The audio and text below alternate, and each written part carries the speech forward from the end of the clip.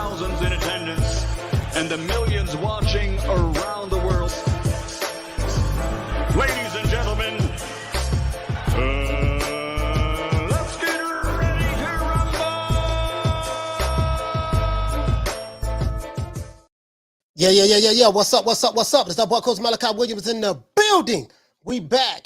New Media Today USA Boxing. We are back. To leave that light off today. Yeah, what's going on, everybody, man? Salute to the family, man. What's going on? I don't know if you guys can hear me, see me good. Let's see what's up. Let's see what's up. Okay. Let me turn this volume up. Can you guys hear me? Give me a thumbs up if you can hear me.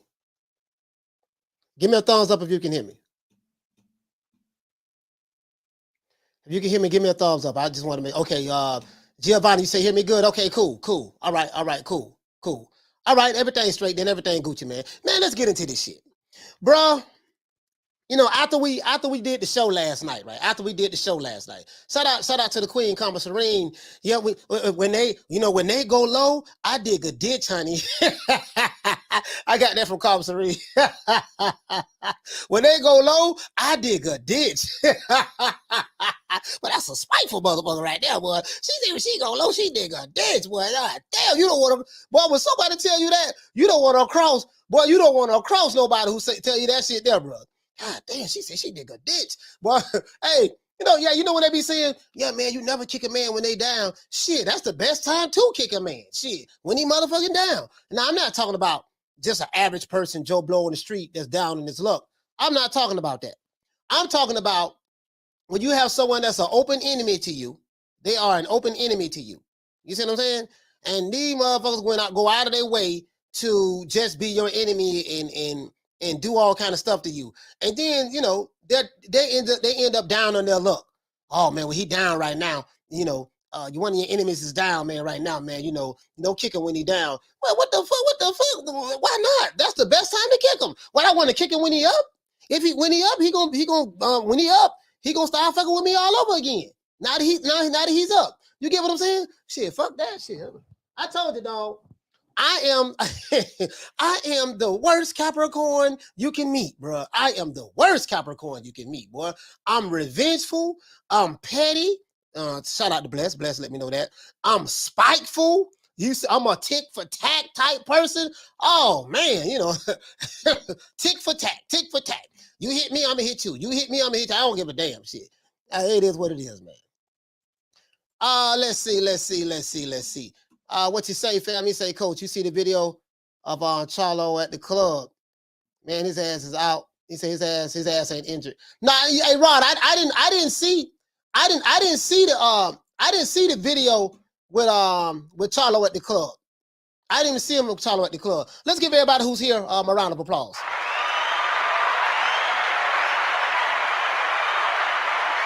I mean, the shit tripped me out. I'm looking at Jermall Charlo. I'm like, bruh. You know what we gonna do? I'm good at coming up with nicknames. Jermall Charlo named himself Jamal the Hitman Charlo. The Hitman. We're gonna change that name, Mr. Jamal. Jamal, your name today is now Jamal the Shitman Charlo. Add an S to the hit, and we're gonna turn it into shit. You are Jamal the Shitman Charlo from this point forward. The shit that you said in the Brian Custer interview. And let's give a round of applause to Brian Custer. Brian Custer, I don't know you, but I'm going to say this, sir. And this is my humble opinion. You are the best interviewer I've seen. And there are some guys who do great interviews.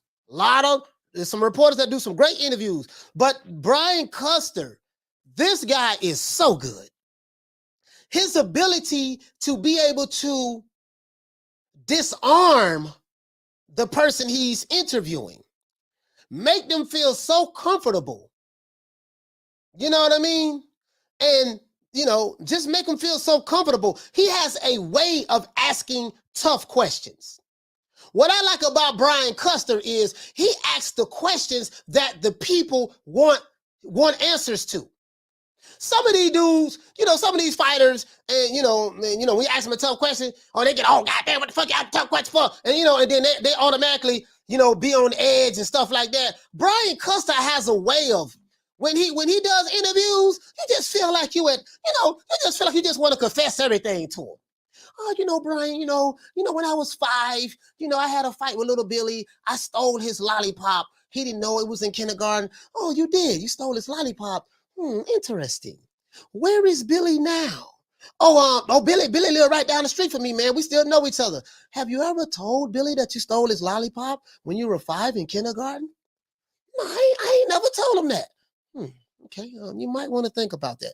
Oh, let me ask you another question. No, he don't even say that. Let me think about that. Now, tell me about this story that you had with Big Booty Judy back in 72. Big Booty Judy. How you know about that? No, it's okay. It's okay. I'm just saying, like, just how did that make you feel? Because you're a big celebrity right now, and you have a lot of people after you, and because they want your spot. But back to Big Booty Judy. Tell me about that story. Oh yeah, man, Big Booty Judy, she did this. hey, Brian Custer has a way of just making you feel so warm and tingly inside.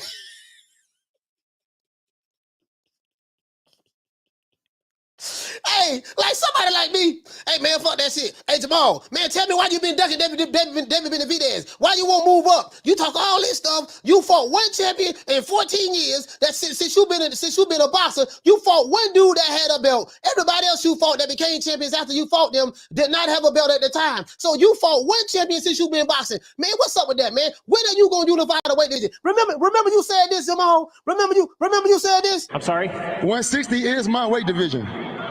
I want to unify. I want to get Golovkin in the ring. I want to bring him to Houston. You know what I'm saying? I want to get Canelo out here to Houston. If they really to come down to 160, this is my weight division. Yeah, man. Yeah. Remember that? Jermall Charlo, Jaime Munguia, and crying Ryan Garcia. I probably can't put Ryan Garcia in that boat because Ryan Garcia did fight Luke Campbell, and he fought, who else he fought? Luke Campbell, and now he's fighting Javier Fortuna. You know what I mean? So, Luke Campbell, and he's fighting Javier Fortuna. But I like to put these three in the same goddamn basket. Crying Ryan. Oh, Oscar, I have a pimple on my face. I'm gonna have to pull out the fight. God damn. Oh, Ryan, this is terrible, Ryan. You have a pimple? Yes, I was trying to take a selfie and I saw it, and I got 3 dislikes on my picture, Oscar. You got 3 dislikes? Yes, it's 3 dislikes because of this pimple. This pimple, bro, Oscar, this pimple, I can't fight under this stress. I'm having a mental health breakdown. Oh my gosh, don't worry about it. Don't worry about it. Listen, don't worry about it. Don't worry about it, Ryan. Ryan, don't worry about it. I got you. I got you, Ryan. Ryan, I got you, Ryan. Hold on. I got you, Ryan. I got you. We're gonna work it out. Call Canelo. Let's see if we get Canelo to come back. Come back to the Golden Girls. I mean the Golden Boy. Let's see if we have him come back. Crying Ryan and Jermall Charlo, Crying Ryan, and what? It was one more. Which one I said? Jaime Munguia. Boy, these motherfuckers here, boy. Goddamn, boy. The king, the king of the tomato cans. Boy, this dude don't fought 40. I said out of 40 fights, he don't fought 37 or 38 tomato cans. Jaime, he's just a baby. Why are you bothering Jaime? I told her this shit called me from LA. I think she's from LA. California. I know she's from California. Jaime's just a baby. Why you got all this pressure on Jaime? He's only 25. Yeah, but the motherfucker got 39 fights, 31 knockouts. Yeah, but he still needs some more tries. He still needs some more time. He needs some more time. But goddamn, if he ain't ready after 40 fights, when is he gonna be ready? Anyway, let's get into the show. I digress. Let's get into the show. Oh, I'm gonna be all kind of haters and coons and Uncle Tom to sell out when this show over with. Oh, I'm here now. I'm here now. I already know y'all just bring it on right now. I'm ready. Fuck it. I'm ready. Jermall Charlo says he'll fight Terence Crawford at 154 pounds. I am not making this shit up. I have the receipt. He said he'll move down to fight him. That's exactly what he said. He was dead ass serious. And then he said, Brian Custer asked him about Canelo. I got notes. I took the notes. So we're going to go right to him. I took the notes. We're going to go right to him today. Not going to filibuster the show today. Not going to filibuster, right? He said that, he don't understand why Canelo turned down $50 million not to fight him. The funny part about it is when when I heard the news that Al Heyman and the powers that be offered Canelo $50 million, I was so happy. He said I was running up and down in my mansion, running all throughout my mansion. He was happy. He said he was doing the Tootsie Roll, the butterfly, the one leg up, the cabbage patch, the prep, the wop, the Smurf, the baseball bat. He said I was doing all of that stuff. The running man, the typewriter, the sprinkler. He was doing the sprinkler. He said I was doing all that shit. I just know that I'm gonna get that Canelo fight. Jermall Charlo looking for the cash out. He looking for the payday. So anyway, let's get into it. Let me go ahead and get this super chat out the way. Shout out to Healthy Bearded. I'm sorry. 160 is my weight division. Wrong sound effect, Q. For dropping that $2, bam, super chat on your boy. Hey, Leroy. Super chat received. Playtime's over, boy. He said, move down and fight Bud. LOL, I'm not making this shit up. Bro, you see Aerospace and Terence Crawford trying to get this fight together? I moved down to 154. And Crawford move up. I'm gonna let you hear it. I'm gonna let you hear it, man. I'm not making this shit up. And the nigga was dead ass serious. I'll let you hear it for yourself. Down from the bar, there's a platform stage. People pimping, sharp as razor blades. Anyways, let's do this. Let me finish reading my opening soliloquy, and then we gonna make it do what it do, right? Now, Jamal Charlo gave a great interview on the Brian Custer Podcast, and he answered a series of questions, guys. I hope you guys go look it up, okay? Now, as usual, Brian Custer brings out the best in whoever he interviews. Jermall Charlo says he doesn't understand why Canelo turned down $50 million not to fight me. Jermall Charlo told Brian Custer that he is the one guy. They asked Brian Custer asked Jermall Charlo. He said, "Is there anybody who we have not named or talked about in this interview that if you just would love to get in the ring and say, I want to put hands on this guy, that I would just love to fight if I can get him in the ring?" Good question, right? He thought about it for like 2 seconds. He said, Terence Crawford. True. Brian Custer said, what? He said, Terence Crawford? Yeah. I moved out. I always wanted to put hands on Terence Crawford. I moved out of 154 for him.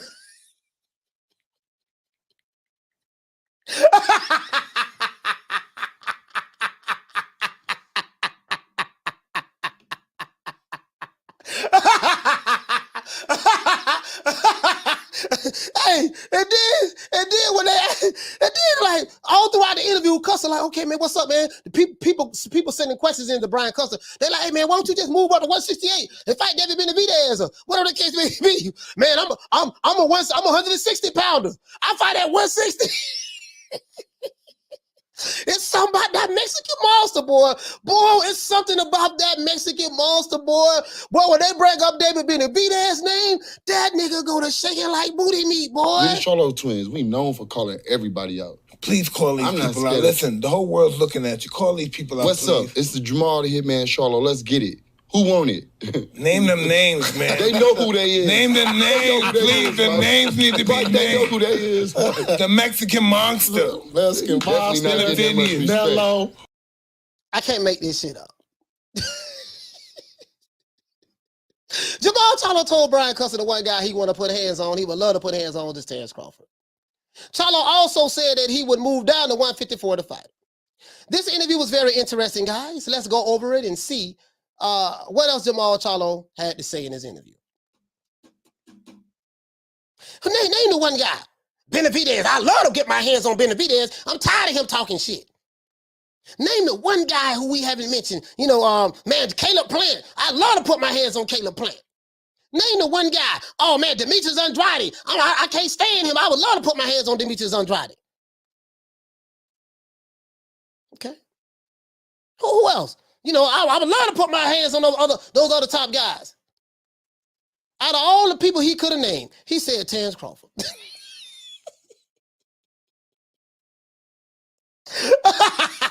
True. Woo! Anyways, just in case you guys think I'm capping, I have the receipts. Yes, I do. Yes, sir, buddy. You know me, boy. I keep the receipts now. Let me go ahead and share the screen. Let me share the screen. Won't nobody thinking I'm a Capadonna. I don't want nobody thinking I'm a Capadonna. No, sir, not today. Now, I took some notes, so we're just gonna go through this here. He said some very funny things. As you know, I was laughing. I was laughing. I was like, no, this nigga didn't. Shout out. Hey, shout out to Retro. Shout out to my brother Blood, man. Blood, what's up, man? I was on your show. I was in the chat today. I was on the show today, man. I like when you be popping up, man. We need you to go every day, bro. You gotta drop a video every day. We need that. If it's just an hour, we need that. YouTube likes consistency. We need that from you, bro. Every morning. Not every morning, every morning. Every morning. All right, let's get into this, though. Let's get into this. Let's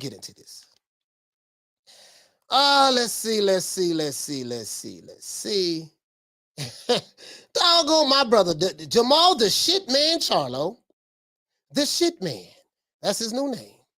Yes, sir, buddy. Oh, I'm gonna make him. Some people gonna get offended today, but hey, man, I don't give a damn. You know me. I am the prince of pissing people off. I don't give a damn. I don't give a damn what they say. I gotta call it the way I see it, dog. Hold on. Let's go here. This is at the 237 mark. I'm pulling it up right now. Guys. And I got everything timestamped, so we're not going to be on this for 30 hours or nothing like that. We're not going to be on it for 30 hours. I got everything timestamped. Okay, about right there. Okay, that's done. Oh, I got to go. The phone lines will be open today. I will have the phone lines open today, guys, so bear with the old boy for a moment. Let me make sure everything connected to the Rodecaster. Bluetooth, okay. I got the Rodecaster Pro over here. So that's what I use for all of my sound effects and stuff. Okay, cool. All right, let's go ahead and pull this up. Shout out to my brother Blood, man. My brother Blood, funny the motherfucker, man. That man, Blood so goddamn funny, boy. Blood funny the mother. All right, here you go. Hold on, here we go. All right, we're gonna pull it up right now. Let's see. Butch the Can Man Cassidy, what's going on, fam?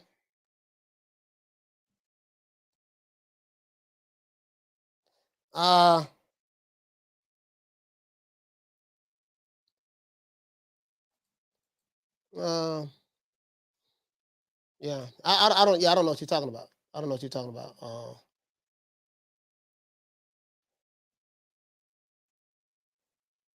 Let's see. Hold on, guys. Hold on. I want to get it at the right spot.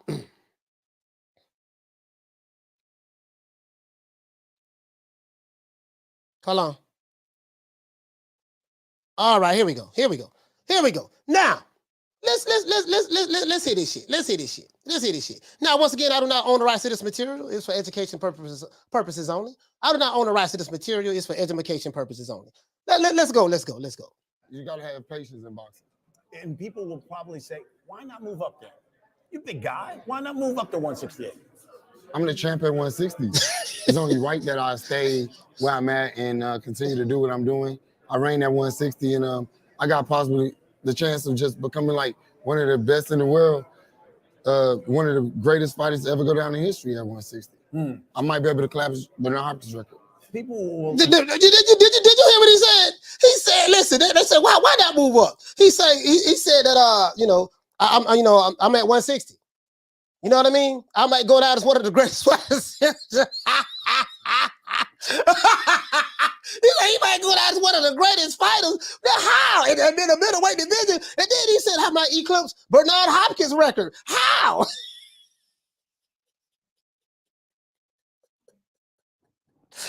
Oh, that right there. That's off the ripple. That's at the 2 minute. That's at like the 2 minute and 15-second mark. That right there, that off the ripple. Off the ripple, I had to start the video. When he brought up B-Hop, let's hear that again. Let's hear that again. Oh, this dude here, man. Brian Custer. Oh, Brian Custer. Brian Custer's a beast, man. At 160, you're there, Triple G's there, but then it's like the landscape kind of falls off. Right, but I'll bring the heat back to the division. I'll start doing a lot more as time comes. Yeah, and we'll get a chance to see the middleweight division spark back up. It's some guys that's young. Yeah, I didn't know you didn't have a wrench. I didn't take any wrenches, so it's not a big deal. If you had a wrench, I give it to you back. I hope you're not bitching about a wrench. I did not take any wrenches, but it's okay. All right, please don't get emotional about no wrench, fam. Please don't. I didn't take no wrenches, but please don't. Okay. That's gonna come up and give us some heat too. So I mean, the division is never dead. It's just part of the game right now. You know, you gotta have patience in boxing. And people will probably say, why not move up there? You big guy. Why not move up to 168? I'm the champ at 160. It's only right that I stay where I'm at and continue to do what I'm doing. I reign at 160, and I got possibly the chance of just becoming like one of the best in the world, one of the greatest fighters to ever go down in history at 160. I might be able to collapse Bernard Hopkins' record. Yeah. Fight Tomato Kid.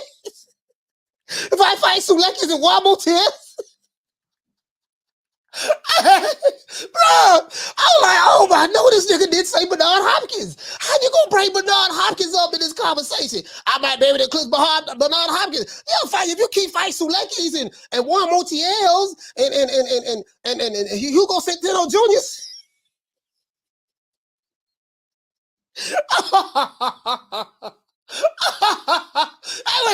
And then he say, I'm at 160. Okay, so if you are at 160, how in the hell you expect to fight Canelo? Canelo fights at 168. I move up to fight Canelo. You'll move up to fight Canelo because you want the payday that's gonna come with it.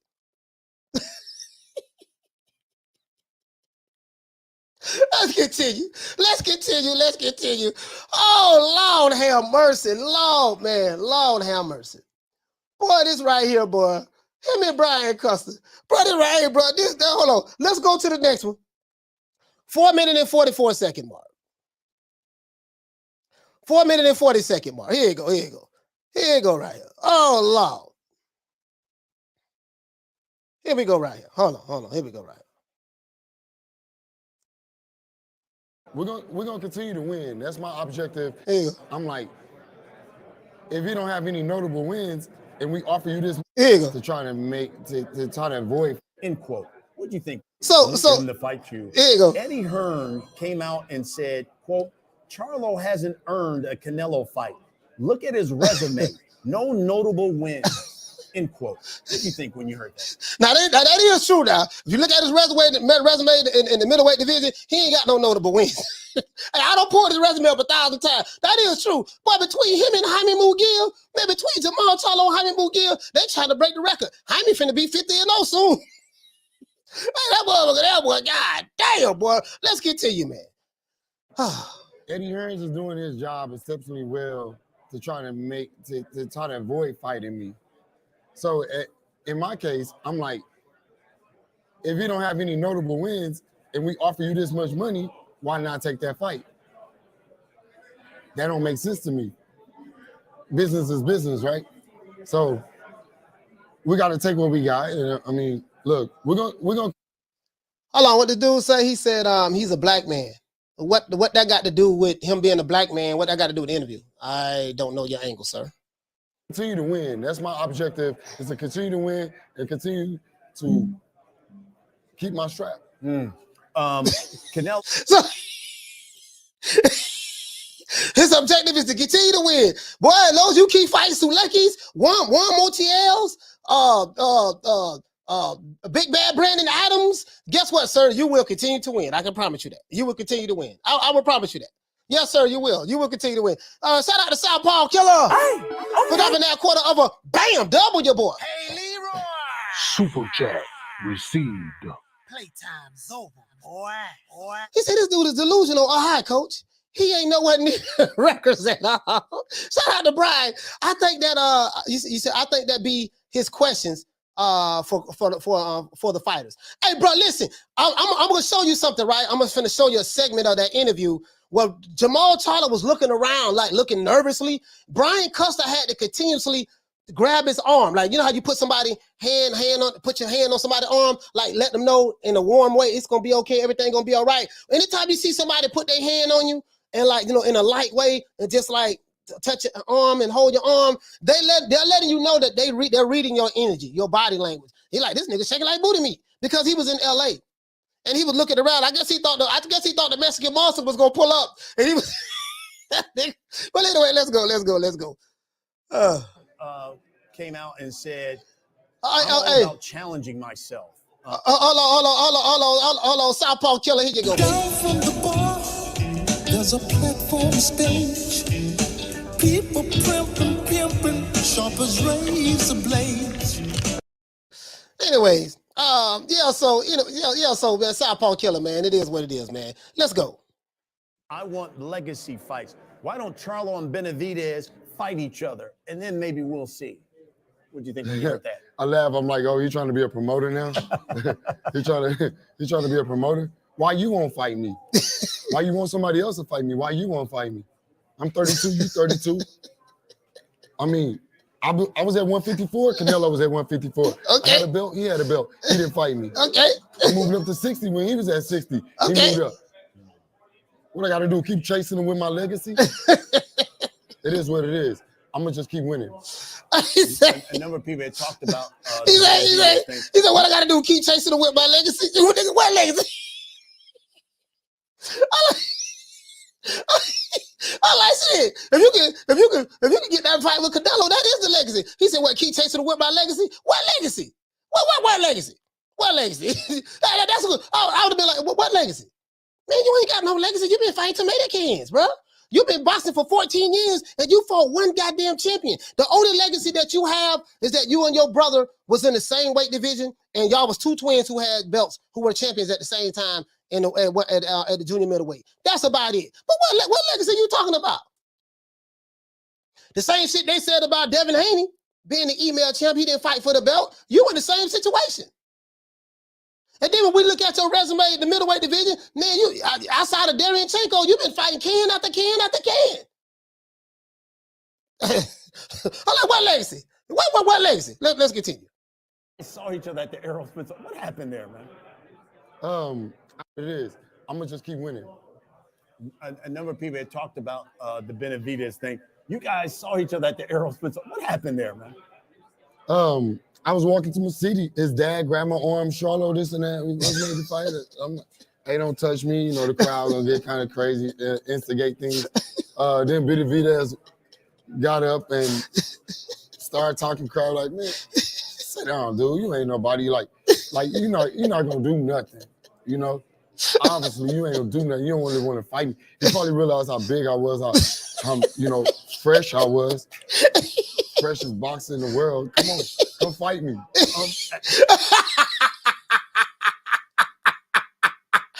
Oh my God, bro! I can't make this shit up, bro. Jermall Charlo is the gift that keeps on giving, bro. Listen, bro. Every time I say, you know what, dog, coach, you been, you got the Jaime Munguia fans. They at you. They been on your neck. They saying you're being too rough on Jaime. And then you got the crying Ryan Garcia fans. They at your neck. They've been hitting you with makeup and lipstick and eyeliner. And then you got them big bad Jermall Charlo fans. Boy, they be coming over here. Oh, man, you cooning, you Uncle Tom, and you selling out. Power to the people, the revolution. Nigga, when I see you, I'm going to do A, B, C, and D. Oh, man, Lord have mercy. Lord have mercy. This nigga here, boy. Let's continue. Have you given up, let's say, the pursuit? Shout out to Monica. Considering he said, look, I want a rematch with Bivol, And then I'd still definitely want that third fight with Triple G. I wonder if they would give me a chance to fight Golovkin and I beat Golovkin, then would Canelo try to fight me? Now, I'm going to tell you why I'm laughing. Earlier, right before this segment of the questioning, Brian Custer clearly said that, hey, man, Canelo said that he was busy. He said, why don't these guys fight each other? And then the winner out of each other, I will fight them. He said that, I started immediately. He said, how did you feel about that? Brian Custer asked him that. I'm finna show you the contradiction in this shit. Brian Custer said, how do you feel about that? He said, oh, man, what? I thought about what? Canelo trying to be a promoter now? He trying to be a promoter? He want me to move up to fight Benavidez, then he'll fight the winner? No, how come you won't fight me? I'm at 160. How come you won't fight me? Why I gotta fight this dude? Why I gotta fight that dude? He said that in one breath. And then in this question, he said, listen, I wonder if I fight Triple G and then get in the way of that. If I beat him, then can I get the Canelo fight? So how in one breath, you're not willing to fight Benavidez in order to get a shot at Canelo, but in another breath, you said you'll be willing to fight Triple G in order to get a shot at fighting Canelo. Let's continue. I take that fight away while he go chase Bivol. While you chase Bivol, let me give Golovkin the tune-up. I'll be the B-side. That'd be great because that's a unification fight. He want to try to be a promoter. Let's make a semifinals. I love it. Has that been something that you talked to your team about? Yeah, I spoke with my team about it, but I don't really get an answer back. I don't really pick my fights. I'm not really like into that. You tell me who I fight, I'm gonna fight him. As long as it makes sense to you guys, I know my team is the best. They're gonna make sure that Jermall Charlo is the best Jermall Charlo that he can be. I don't really pick my fights. I let my team handle that. You know what I mean? Whoever y'all want me to fight, Okay, look here, dog. This is what we got for you. We got Hog Head Cheese. You're going to fight him. Then we got Pork Chop Willie. You're going to fight him. Then we got Shorty Big Nuts. You're going to fight him. Then you got Hobo Sam. You're going to fight him. Then we got Big Bad Macy Sulecki. You're going to fight him. Then we got Warren Montiel. We got that lined up for you. Oh, shit. We got Big Bad Brandon Adams. He on his way, too. Yeah, but we got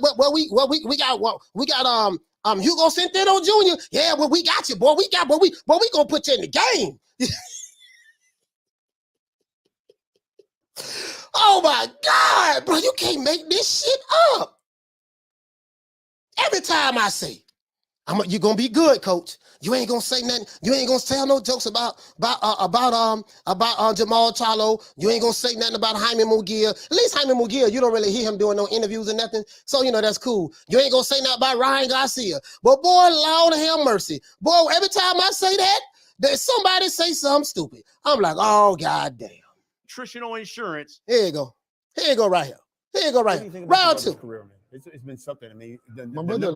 Time to take ownership of your health and pick up. So they're gonna ask him, what do you think about your brother? Brian Custer smooth too, boy. Oh, he's smooth. Oh, that dude is smooth, boy, with his interview. He said, what do you think? What do you think about your brother? Let's go. Let's continue. The Athletic Green. Here you go. What do you think about your brother's career, man? It's been something. I mean, my brother's a legend. Yeah. My brother's a legend. We've made history already. Let's start right there. He said, what do you think about your brother's career so far? My brother is a legend. We made history already. What you mean we?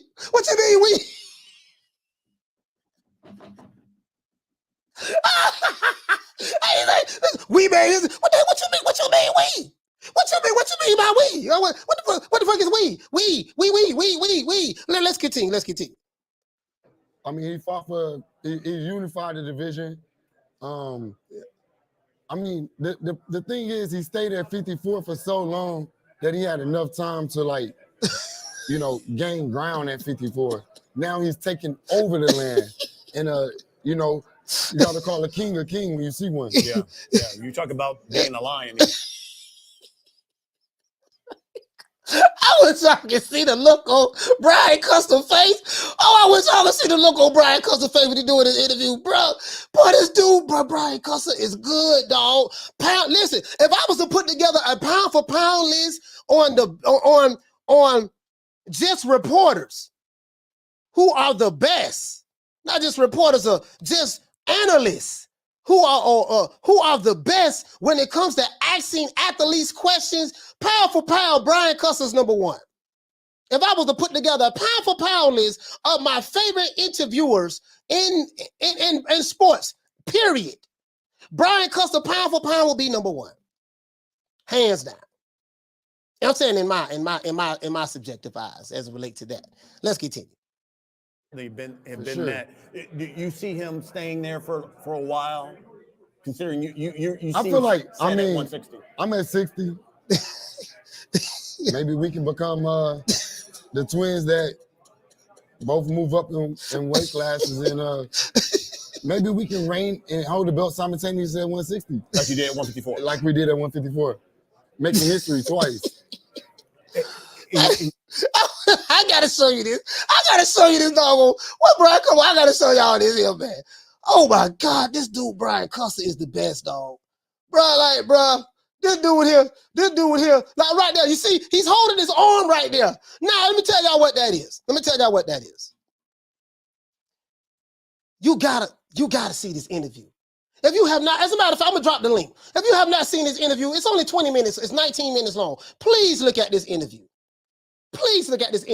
Listen, he's touching Jermall Charlo's arm throughout the interview because Jamal looking at the right. He thought Jamal looking around. He thought dog gonna Benavidez. Let's continue.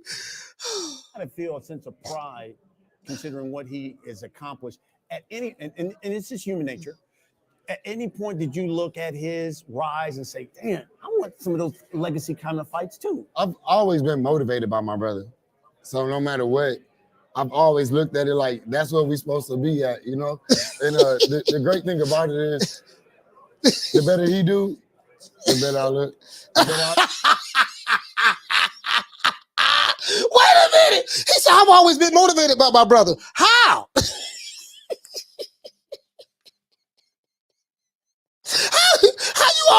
How you always been motivated by your brother? What part of Jermall Charlo motivated doggo Jermall Charlo? You fucking with me, you gonna get knocked the fuck out. I'm a knockout artist, baby.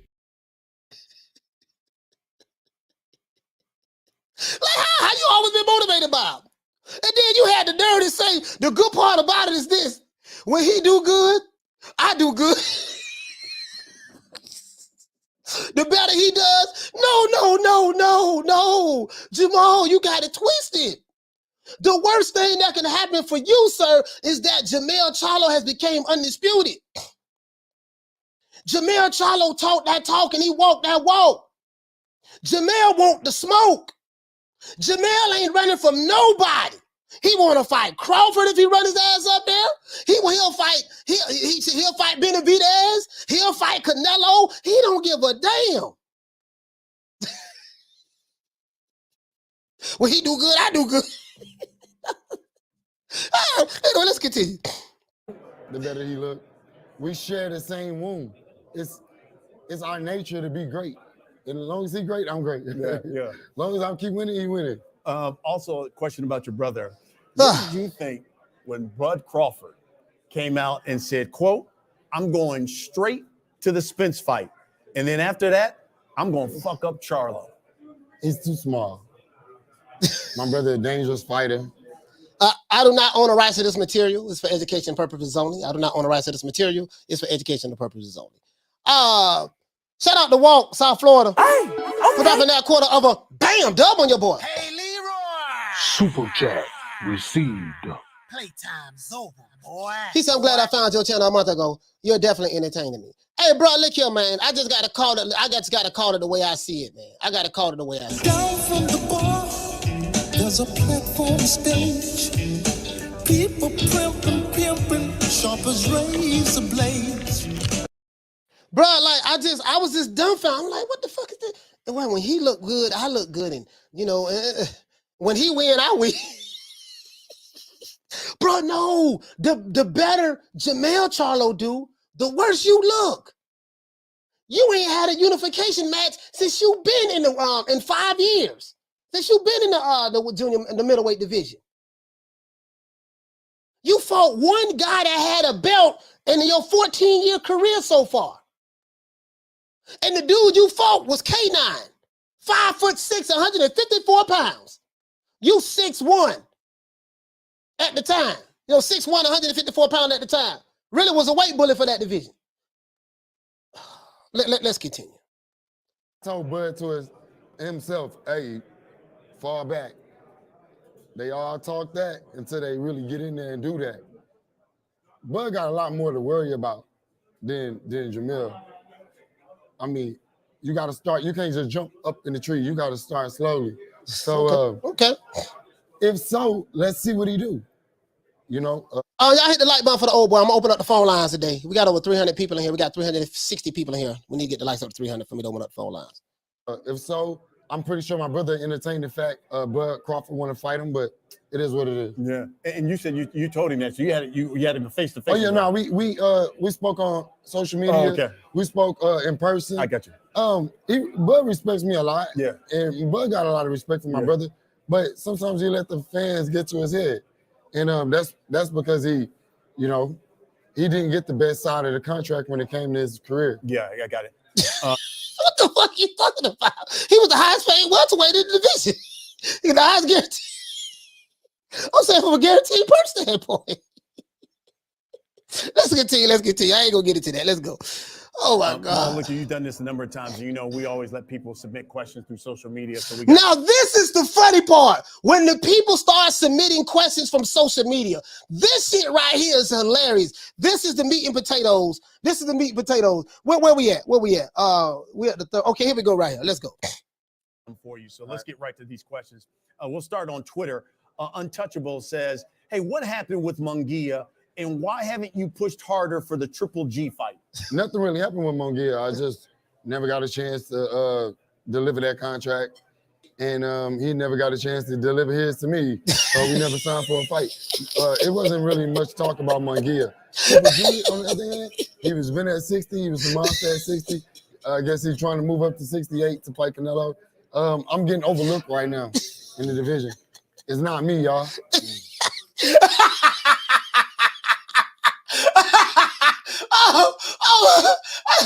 Oh my God. This is just too much. I don't even know where to start.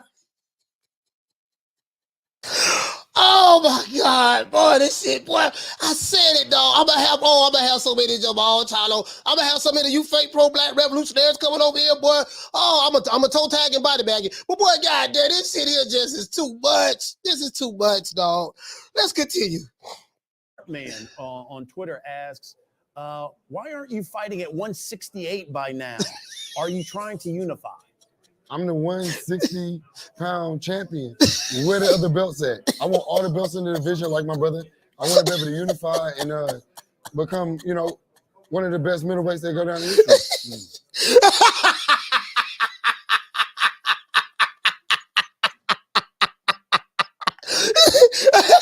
I'm about to send the question in from Twitter. Why you want to move up? Why you want to move up and fight Benavides?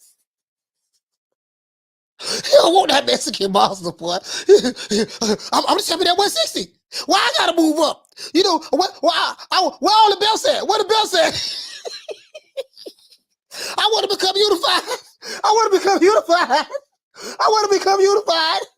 I want to become undisputed like my brother. I'm sorry? 160 is my weight division. I want to unify. I want to get Golovkin in the ring. I want to bring him to Houston.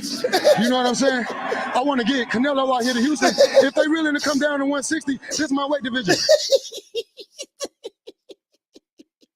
Oh my God, bro. We're the Charlo twins. We known for calling everybody out. Please call these people out. Listen, the whole world's looking at you. Call these people out. What's up? It's the Jamal the Hitman Charlo. Let's get it. Who want it? Name them names, man. They know who they is. Name them names, please. The names need to be named. They know who they is. The Mexican monster. Mexican monster. Canelo.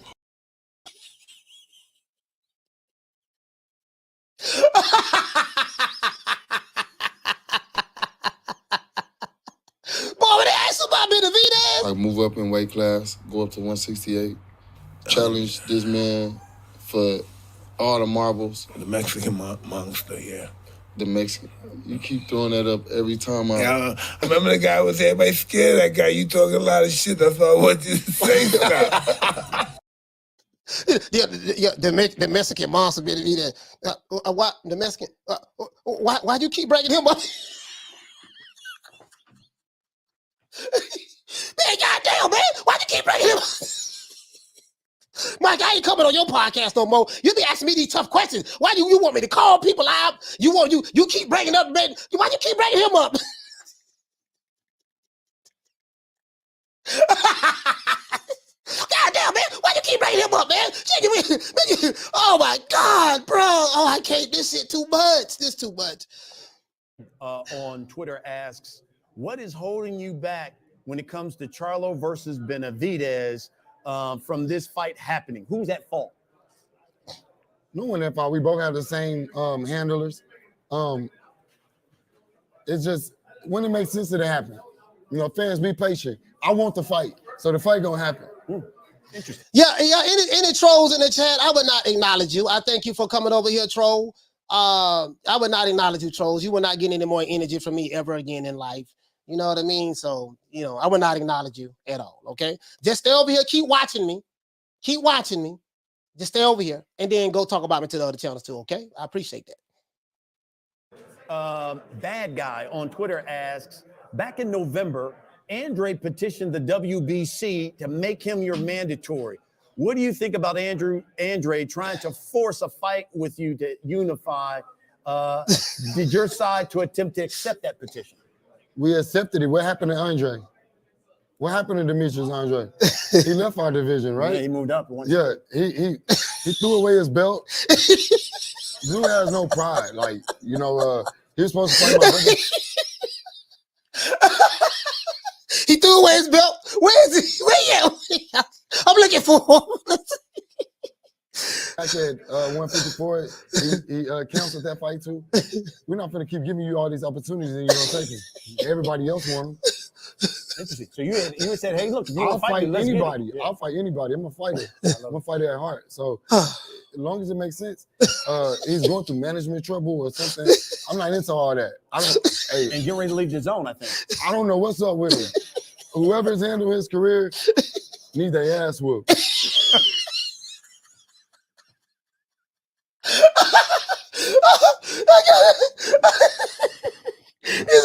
Jamal Charlo, oh my God, this dude is a gift that keeps on giving.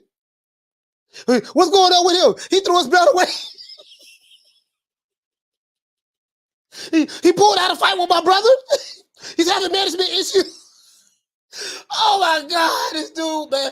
Oh, let's get to the meat and potatoes though. Let's get to the meat and potatoes. Okay. Eric G from Twitter says, do you get irritated by the trolls on boxing Twitter? Nah. It makes boxing great, That's a good question. Either they hate you, they love you. It's more love than it is hate. I mean, like I said, the hate just get heard. Last one here from Twitter says, what do you think when Canelo says you have nothing to offer him? Canelo saying that I got nothing to offer him. I got a couple fans that want to see the fight. The world want to see it. I mean, he just lost to Bevo. You want to tune up? You want to tune up?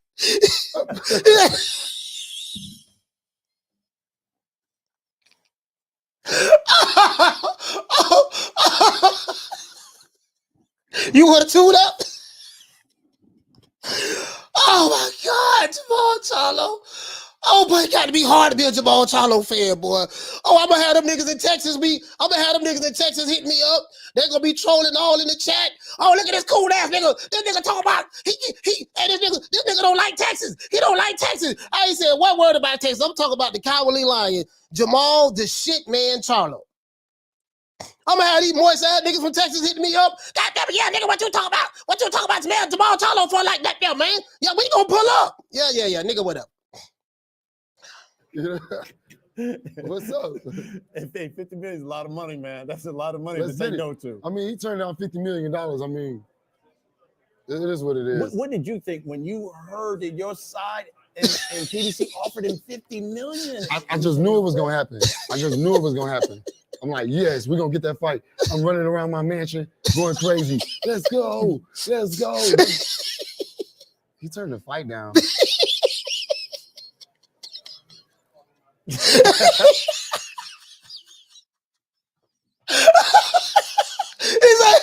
said, I just knew we were gonna get that fight. I was running around my mansion. Let's go. Let's go.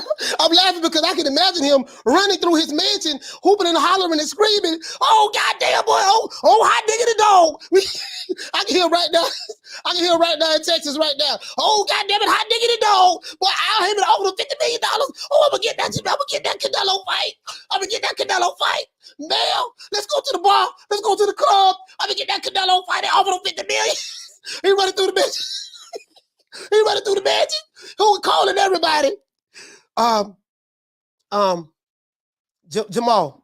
Yeah. What's up, man? What's up, baby? Yeah, we landed the bag. Canelo turned down the fight. What? Canelo said that he don't want to fight you. He's going in a tougher direction. He's going to fight Demetrius Andrade instead. What? But wait, what happened? I thought we offered him $50 million.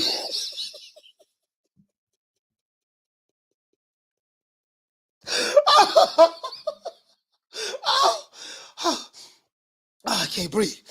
I can't breathe. Let's continue. It's almost up. We got 3 minutes left. Okay, champ, it's time for the last stand. I'm going to ask you a series of questions. You just give me a first stand. All right, here we go. First question.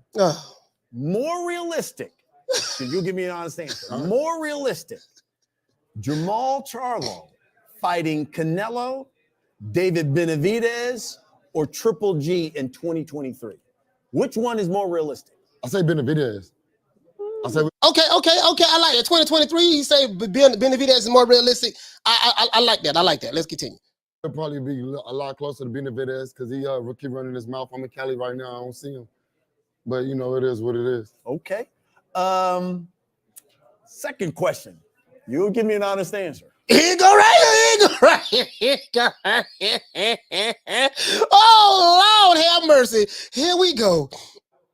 Is Jermall Charlo now the best fighting Charlo?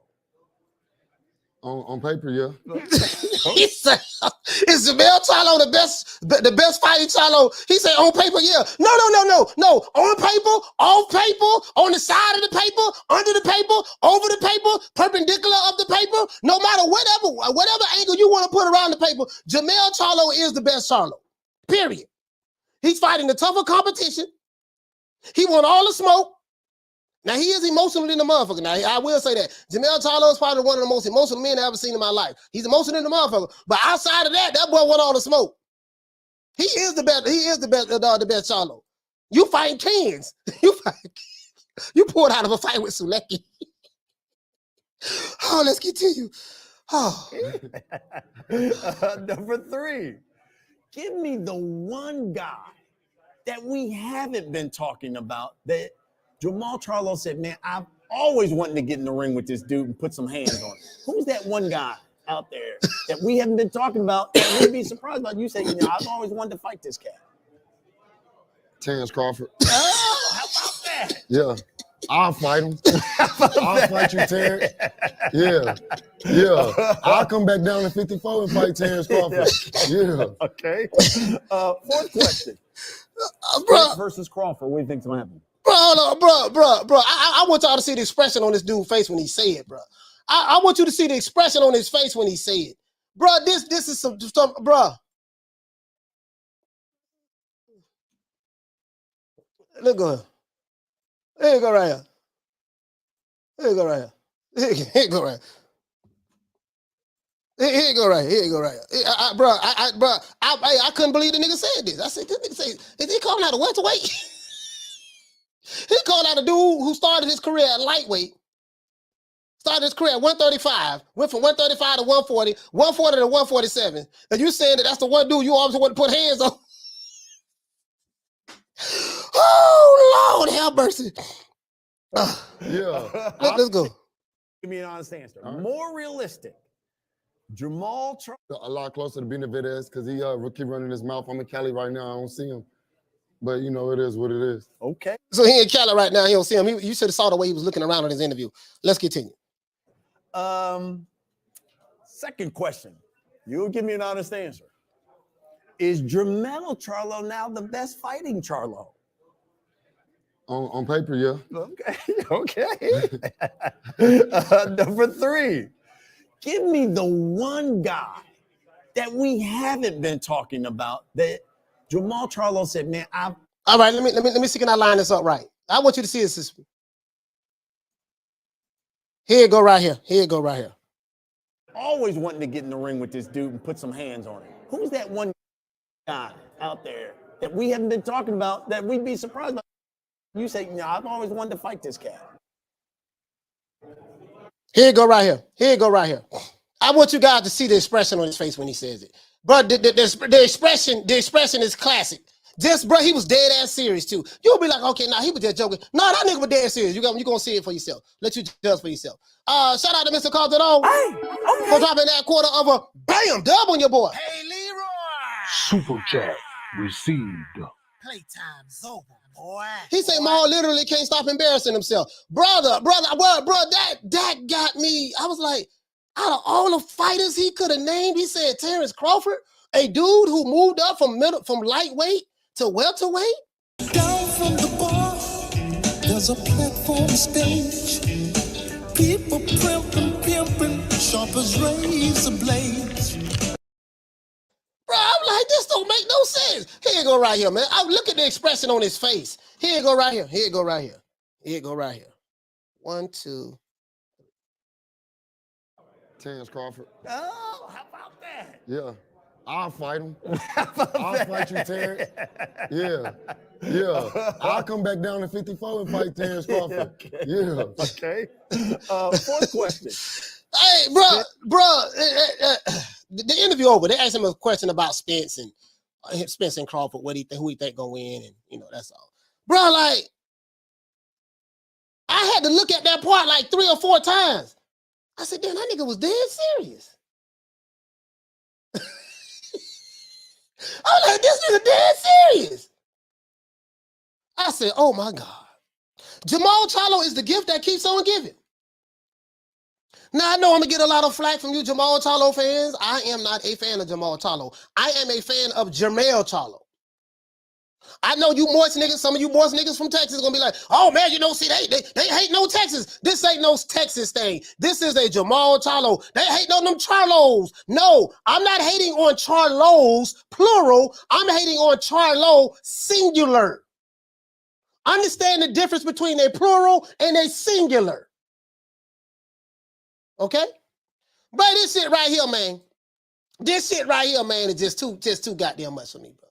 This shit right here. Listen, Jermall Charlo, Jaime Mugiel, Ryan Garcia, all 3 of them in the same boat with me, as far as I'm concerned. Do a whole lot of talking, calling people out, ain't gonna fight no goddamn body. But that's just how I feel about the shit. This dude, Jermall Charlo, bro, like, it's hard. It gotta be hard to be a Jermall Charlo fan, man. It has to be. Yeah, I'm in LA right now. Oh, where David Benavidez at?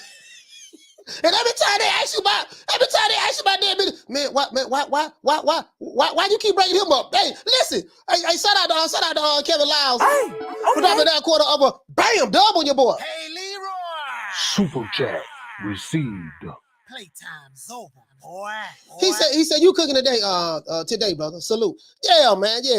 Boy, listen, boy, you probably got some of these moist. You got some of these moist Jermall Charlo fans in here right now. They part of the chat right now, mad at the motherfucker. God damn it, Down from the bar, there's a platform stage. People pimping, sharp as razor blades. Man, look here, man. You say, is it the fighters or the suits? The fighters, the suits ain't got nothing to do with the interview. I'm talking about the interview, Damon. Whether he getting the fights or not, whatever. You know, but it's clearly things that the suits ain't got nothing to do with him fighting David Benavidez or Caleb Plant. You get what I'm saying? The Canelo situation, Canelo ain't want to fight him. It is what it is, you know? So, but I'm like, bro, there's a whole lot of other fights that you can make. That's all I'm saying. I don't with Jermall Charlo. I don't think it's the suits. I think that they can't make that dude fight no goddamn body. They can't make him fight no goddamn body. I don't think it's the suits.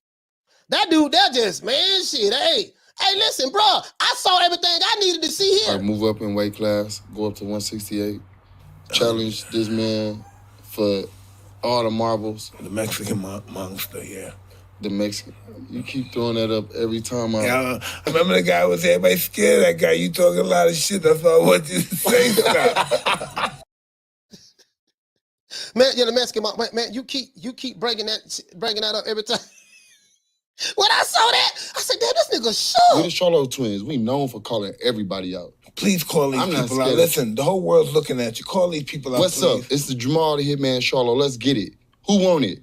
Name them names, man. They know who they is. Name them names, please. The names need to be named. They know who they is. The Mexican monster. Mexican monster. Canelo. Oh my God, bro! Like You know what, man? I'm gonna be honest with you, bro. I'm gonna be honest with you guys. It's so disappointing. It's really disappointing to me. Because I'm from the old school. I'm that old nigga that sitting there with my 30-30 rifle, holding the line, fighting against all fanboys, stuff like that, narrative pushers. I'm holding the line with my 30-30 rifle. They're trying to get me to conform, to be on their side. It ain't gonna happen. It's not going to happen. Ain't gonna happen. I'm sitting here and I'm just hearing coward talk. Listen, bro, this is what I'm hearing. Listen, this what I'm hearing. I don't know what y'all hearing, but this what I'm hearing.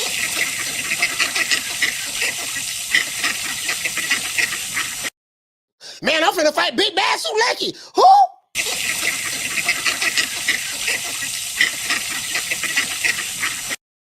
Man, I'm finna fight Juan Montiel. Who?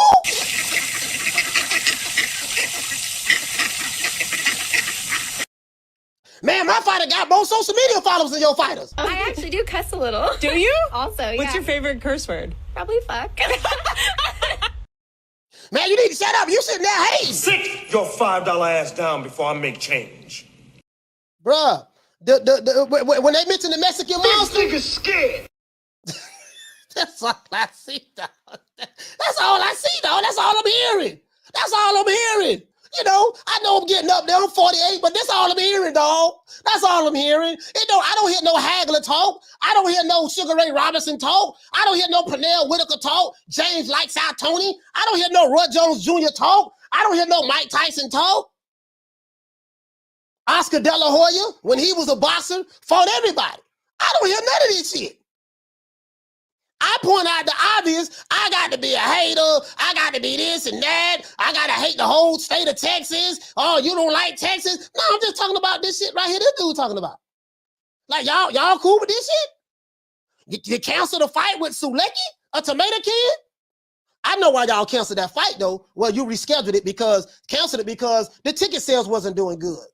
The people in Houston ain't buying tickets for that shit to see no goddamn Sulecki.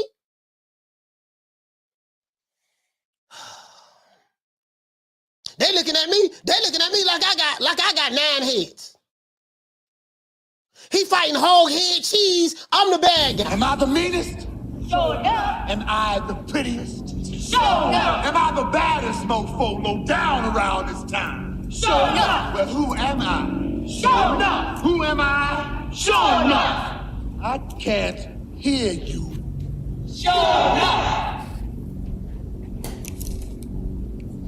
Shogun of Harlem. Shout out to Swift 718. Give you a round of applause, man, for becoming a member. I'm the bad guy. You know what, man? I don't mind being the bad guy. Y'all know me, man. I take all the heat. Don't matter to me. I deal with all the trolls, body bag, and toes. I don't care. I take all the heat, man. I know what the fuck I'm talking about. Shout out to my main man, Halim, for dropping them 20 pounds on your boy. Hey, Leroy. Super chat received. Playtime's over, boy. Look here, man. Halim said, Coach, how many tomato cans he said you can buy with this? Down from the bar, there's a platform stage. People pimping, sharp as razor blades. bro, like this shit ain't making no sense, man. We get more excitement. We get more excitement from Leonard Ellaby. We get more excitement from Leonard when Leonard talk about he want to put Paul. Like, what I'm saying is this: the lack of vigor in your voice, the lack of passion, desire. Man, I want to fight this dude, man. I'm tired of this shit, man. Like, man, I want to fight the dude. I tell you what, I'm gonna do whatever I gotta do. Marvin Hagler say, look, I'm gonna do whatever I gotta do in order to get my shot at the title. Took a couple of losses before he got a shot at the title on his 50th fight, and he got robbed in that. It's the mentality. Yeah, man, I'm a 160 pounder. I'm gonna stay at 160. But you'll move down to 154 to fight Terence Crawford. Why you want to move up to 168? I'm a 160 pounder. Why I got to move up? Oh, I'll move up. Oh, you'll move up for Canelo, right? Yeah, I move up him, but that. Well, I don't know. Well, I did say that 160 is my weight division. Because this what you said. Because this what you said here a few years ago. I'm sorry? 160 is my weight division. I want to unify. I want to get Golovkin in the ring. I want to bring him to Houston. You know what I'm saying? I want to get Canelo out here to Houston. If they really to come down to 160, this is my weight division. That's what you said. And guess what? I believe you now. I think you were dead ass serious. He come 10 feet close to me, I'll smack the shit out of him in front of everybody. And I mean that. I'm not going to play those games. You could say that name to me 1,000,000 times. You see my heartbeat or my blood pressure, it just goes like that. Say my name to him. Oh boy, have done. Say my name. Right. You got motherfucker. Oh my God, bro. I was like, I couldn't believe it. I'm like, this nigga here, man. Like, bro, this going from like my mother used to tell me when I was younger. She said, you better watch yourself trying to be sporty. It can go from sugar to shit real quick. That's an old saying we say in the South here in Florida. It can go from sugar to shit real quick. You know what's gonna mess around and happen to Jermall Charlo? I'm gonna tell you what's gonna happen. I've seen this before. I've seen this movie before. He gonna fuck around and fight one of them tomato cans, waiting on Canelo, hoping to get Canelo, praying to get Canelo, begging to get Canelo. You remind me of a guy who's in love with a woman, a woman. The woman don't like you. In the eyes of that particular woman you're trying to get the eye of, you don't look good, you're attractive, whatever the case may be. Maybe she's scared of you, whatever, who knows? And you studied chasing, no matter how many times she told you no. Said it in 25 different languages. Man, I ain't gonna, listen, man, man, why you won't fight me? Why you won't fight me? You look pathetic. Man, I don't give, man, fuck him. I'm finna fight everybody. I'm finna fight everybody in my way. I'm gonna make myself attractive. As a matter of fact, I'm finna clean out this division or I'm gonna move up and fight this dude because the guy I want to fight said that if I fight this guy and whoever the winner is, he'll fight the winner. Let me go ahead and do what I gotta do, man. 160 is your weight division. But you've been there 5 years. And how many champions have you fought in the 5 years you've been there, sir? 0. 0. When you won your belt at junior middleweight, you beat K9. All 5'6" of him. Beat him for the IBF belt. You beat him for the IBF belt and became a champion in the 154-pound division. You 6'1", 154 pounds at the time, really more than that, but you shrunk down, you stayed at the weight. You outgrew the weight. You beat a dude that was 5'6", 154 pounds. That's the only champion. On paper, off paper, through the paper, on the side of the paper, over the paper, and under the paper that you fought. I ain't talking about nobody who became a champion after you fought them. I'm saying the only guy who you fought that had a belt at the time when you fought them was K9. And you've been boxing for 14 years. And he was 42, 43 years old. But y'all telling me this dude, everybody hating on him. What? How? Nigga ain't fight nobody. He in the same boat with Jaime Munguia and the others. He in the same boat. They ain't fight nobody. See, I don't have no problem As I said before, right? I said 1,000 times, I ain't got a problem with your fighting tomato can. I'm from the old school. If you cool with cans, okay, that's fine. But you know what I do have a problem with? When you bring your happy Ronald McDonald ass over here, grimace with a hamburger and a smile ass over here, when you bring your ass over here and you trying to convince me, the old boy, that your fighter is a killer, but he don't fought Smurfette, Gargamel, Azrael, Snarf, Brainy Smurf, Papa Smurf. Where you a killer at? Because from where I come from, who you fight matters. I ain't gonna let no casuals, no niggas who just started watching boxing 2-3 years ago, 4-5 years ago, to run me off my square. No, I'm standing on my square, dog. I'm standing on my square. That's how I see the shit. You see what I'm saying? Like, bro, and then you'll move down to fight a welterweight? Out of all the people you could have named, who was that one guy that you always wanted to fight? If you could fight him, you always wanted to put hands on. Terence Crawford was the guy you thought of? That little nigga?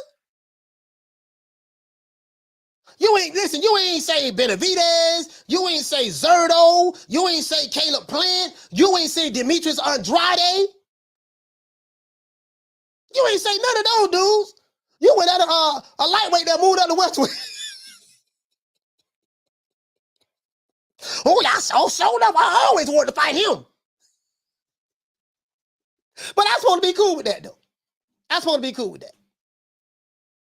Hey, he fought J-Rock. He fought J-Rock. That's their one. That's their one right there. That's their one. See, you ain't acknowledging. He fought J-Rock. Yeah. What about Rocky Marciano? Oh, there they go. Every time I start talking about boxing, a white man got to pull Rocky Marciano out their ass. That's the one. Rocky Marciano. Let me tell you something once for all. Rocky Marciano was good, but compared to Joe Louis, Rocky Marciano ain't shit. He beat Joe Louis's ass. Phone lines is open. 530-494-9636. 530-494-9636. The phone lines is open. Lou, what's up, baby? Light-skinned Lou, what's going on? That's Lamont Peterson brother right here, man. Lou, what's going on? Shout out to Lou, man. Shout out to my brother Lou. Let's give my brother a round of applause. Hurting the group. I'm the best thing that ever happened to this damn group.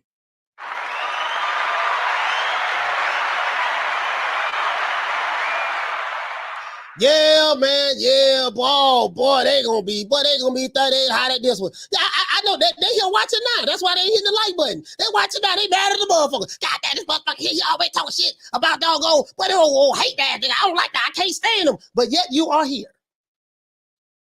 To my trolls and detractors in my head. Yet you are here. You here every goddamn day.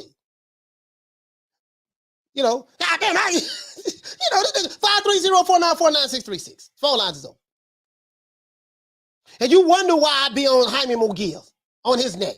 You wonder why I be on Crying Ryan. I pulled out of 3 fights last year. You wonder why I be on Jamal Charlo. My criteria is different, dog. This is my opinion. I got a right to it. You got a right not to like it. Nothing wrong with that. We can agree to disagree. I'm not going to get all emotional about the shit.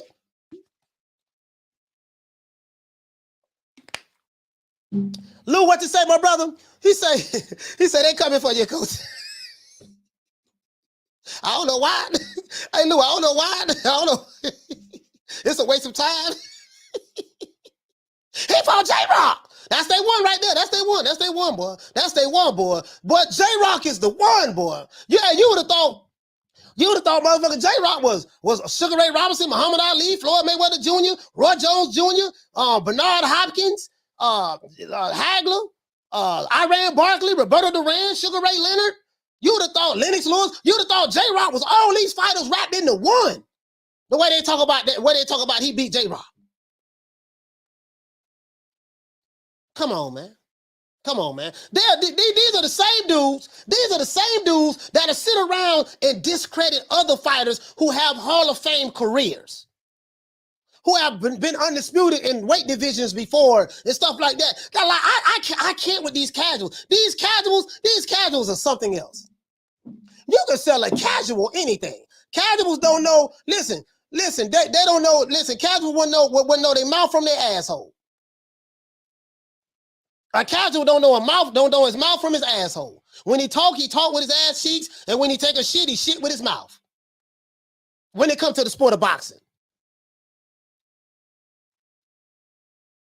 And you guys know me, man. You guys know me. I don't care. I don't care, man. I just don't. I gotta call it the way I see it, dog. Listen, man, like the criteria, like you guys, like you reward this bullshit. And then you go around pushing these narratives. And I listen, again, I don't have a problem with none of it. If that's what you want to do, cool. But don't come over here trying to run the flim-flam over on me. Times have changed. You got to get with the times. No. What I'm gonna do? I'm gonna sit right here on the line with my 30-30 rifle, my 30-30 shotgun rifle. I'm gonna sit right here with my 30-30. I'm gonna hold the line. That's what I'm gonna do. I'm not gonna bend. I'm not gonna break. I'm not gonna compromise. I'm not gonna do that. I'm gonna stand on my square. Caller, what's your name? Where you calling from? Jermaine, calling from Louisiana. Jermaine, calling from Louisiana. Talk to me. All right. Well, I understand Charlo ain't been in no big fight yet. You know, I agree with that. But let's not act like he didn't offer McGee a fight. He didn't offer GGG a fight. He didn't offer Canelo a fight. I said that. I said that. Okay, but okay, but that's what I'm saying. We can crap on him, but it's not like he's not out here trying to make moves. You know, you can only do what you can do. He's trying to fight. Who else in the division? Boo Boo. He with the zone. Not like the zone will come over there and let him play with PVC without Deadworks getting involved. Didn't the zone offer Jermall Charlo $7 million to fight Demetrius Andrade, and he said he didn't want to fight him? Yeah, but Jamal he offered what? You don't remember that? Say it again? You don't remember that Eddie Hearn offered Jermall Charlo $7 million to fight Demetrius Andrade? And they turned it down? You don't remember he did. Yeah, he said he did. Yeah, he did. But, okay. Boo Boo is on his contract right now. He got one fight left with Eddie Hearn. So let's see what happened after that. That's probably the big thing. They ain't want Jamal to cross the street just like Wilder didn't cross the street. You know, it's all about network stuff. Mm-hmm. But let's see when Boo Boo out his contract with Eddie Hearn, if that fight get made. Just like when Terence Crawford was out his contract with Top Rank, all we hear is about the Spence fight getting made. So it's like fighters don't want to fight each other. It's just about situation. Okay, my brother. I respect your opinion, Jermaine. Is anything else you want to say, fam? No, that's it. I just want to just put some respect with that man name. It's not like he ain't out here trying to get the big fight. He ain't out here pushing for the big fight. Even he's trying to stay in the middleweight division and accomplish what he accomplished. The zone got three titles over there, and none of them fight each other. You ain't made a video on that yet. McGee ain't fight, Boo Boo ain't fight, and GG ain't fight. None of them fight each other, and they all under the same banner. Yeah, I talked about that. Listen, I've talked about that. Hear me out. I'm just saying, I ain't seen the video you made. I ain't seen not one video live you did with that. If you did, brother, if you did, my bad. Hear me out, sir. I've talked about it on this show, and when I talk about Jermall Charlo, I've talked about how, you know what, Triple G, he's not fighting Demetrius Andrade. He didn't want to fight doggone on Jermall Charlo. I've talked about that. Now, if you want me to do, I see what you're saying. I've talked about that. I talked about Jaime Mugill, that guy. I talked about that. I got Jaime Mugill fans attacking me right now. You see what I'm saying? So I've talked about that. I did a show on Jaime Mugill not too long ago. No. I'm literally talking about the Zone Network, got all three of them under one banner, and they haven't fought. Yeah, you know what I'm saying? But sir, I talked about that. I understand. So your position is you want me to put more respect on Jermall Charlo's name. You feel like that I'm being a little too harsh on him. Is that your position, sir? Yeah, I'm just saying. It's not like he ain't trying to make the fight. Now, if he wasn't trying to make the fight, open season on him. Okay. So it's not like he just didn't offer Canelo $45 million to fight him. He didn't offer McGill before this fight even took. Everything was signed a deal, ready to go. Showtime put all the money up front. The Zone wanted to come on board for free. And Showtime, they killed it from that. Because Showtime wasn't going to let the Zone get rights for the fight, and they not putting nothing to it. Something they put in.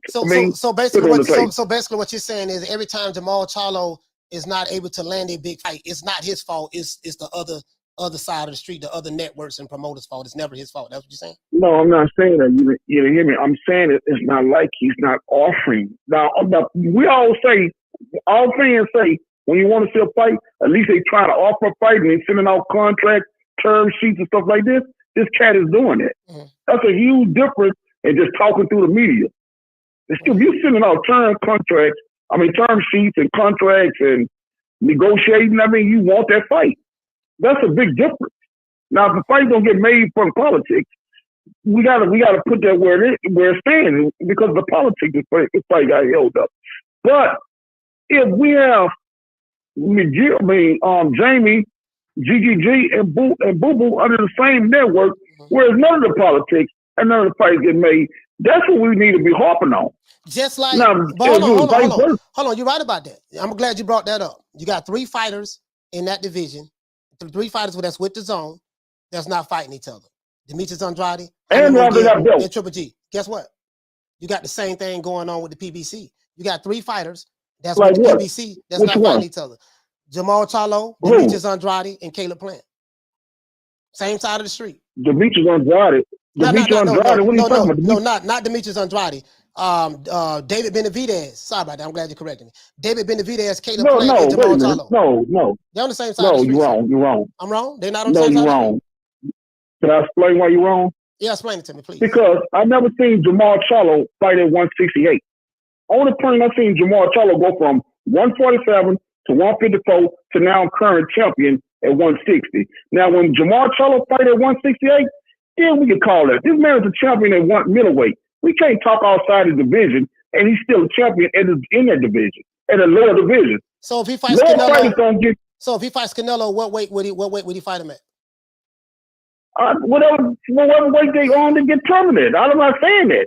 I'm not saying that if he gets that Canelo ticket, he don't do what he needs to do to make that ticket. That's a big money ticket. Yes, but if I'm going to fight, I'm the champion of my division, and I'm getting $2 million to fight Joe Blow.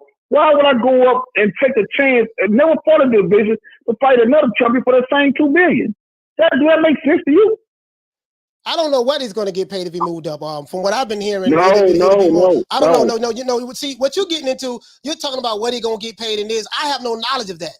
You know, I don't know if you work for. I don't know if you work for the PBC or nothing like that. You know, I have no knowledge. No, of that. I don't work for nobody. No, what I'm saying is, sir, is this. What we disagree at is this. This is what we disagree at. I'm breaking down this interview. Your guy, Jermall Charlo, saying that, okay, he's fighting at 160. Okay, fine. The only guy that he's willing to move up to fight is Canelo Alvarez. Okay, fine. Right? He said that he'll be willing to, you know, if we can make the Triple G fight, can I fight Triple G? And then would that guarantee me to get closer to Canelo? Right? But he's not a 160. He got 2 belts. He got 2 belts in the division. Right. I understand that. And Jermall Charlo has been in the middleweight for how long? 5 years. This is the issue. No, he hasn't. He hasn't. Yes, he has. He's been there since 2017, sir. He's been in middleweight since 2017? He's been there since 2017, sir. I know more about your fighter than you do. Okay. No, I'm not. Go ahead. And guess what? Jermall Charlo has been fighting a professional boxer for 14 years. Let me ask you a question. How many champions has he fought? He fought 3. Name them. J-Rock was a former champion. Did J-Rock have a belt when he fought him? No, he still was a champion though. That'll mean nothing. He still was a champion. He was championship material.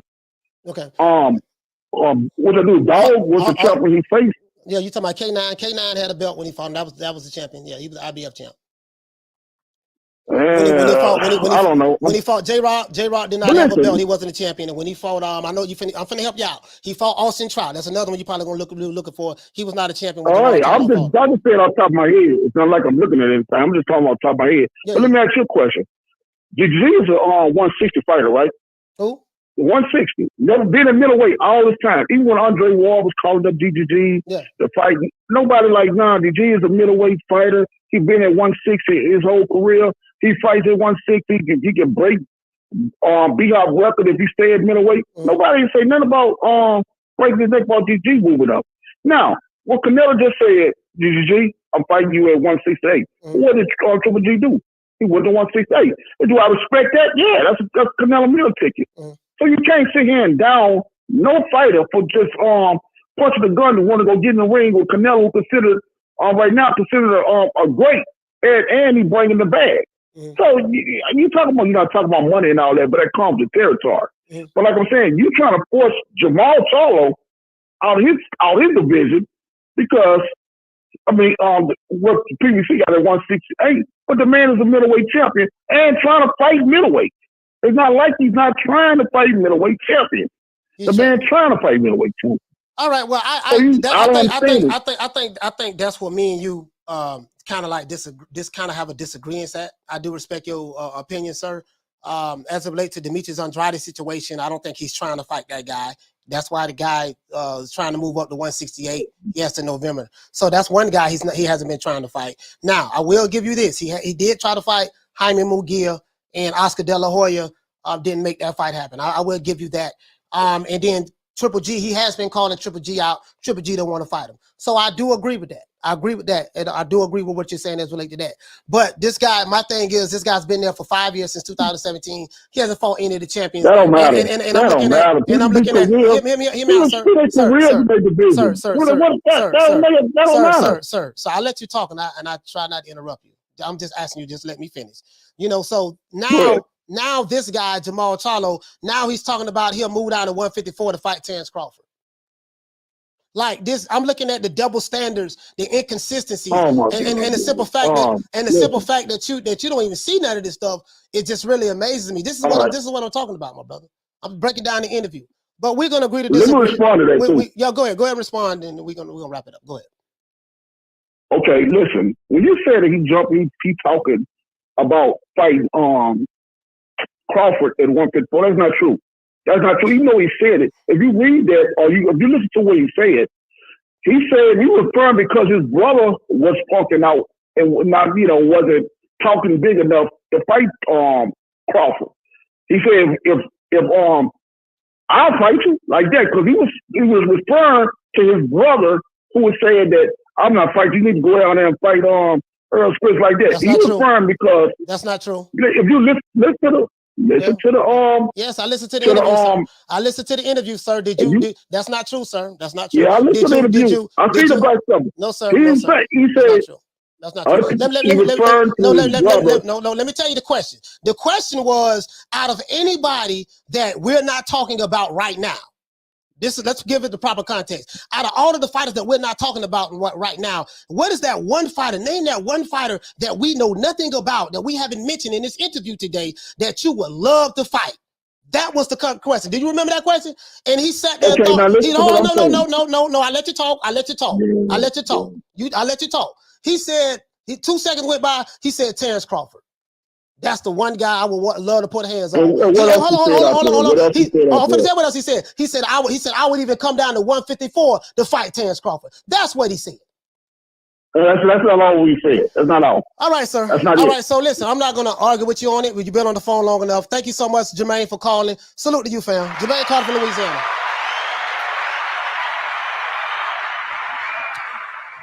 Oh boy, I knew that was coming, boy. I knew that was coming. Shout out to Boxing Logic United for dropping that quarter of a bam dub on your boy. Hey, Leroy.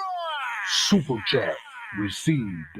Playtime's over, boy. Myron, what's going on, fam? He said I respect J-Rock, but he lost to a ninja name. Bandana.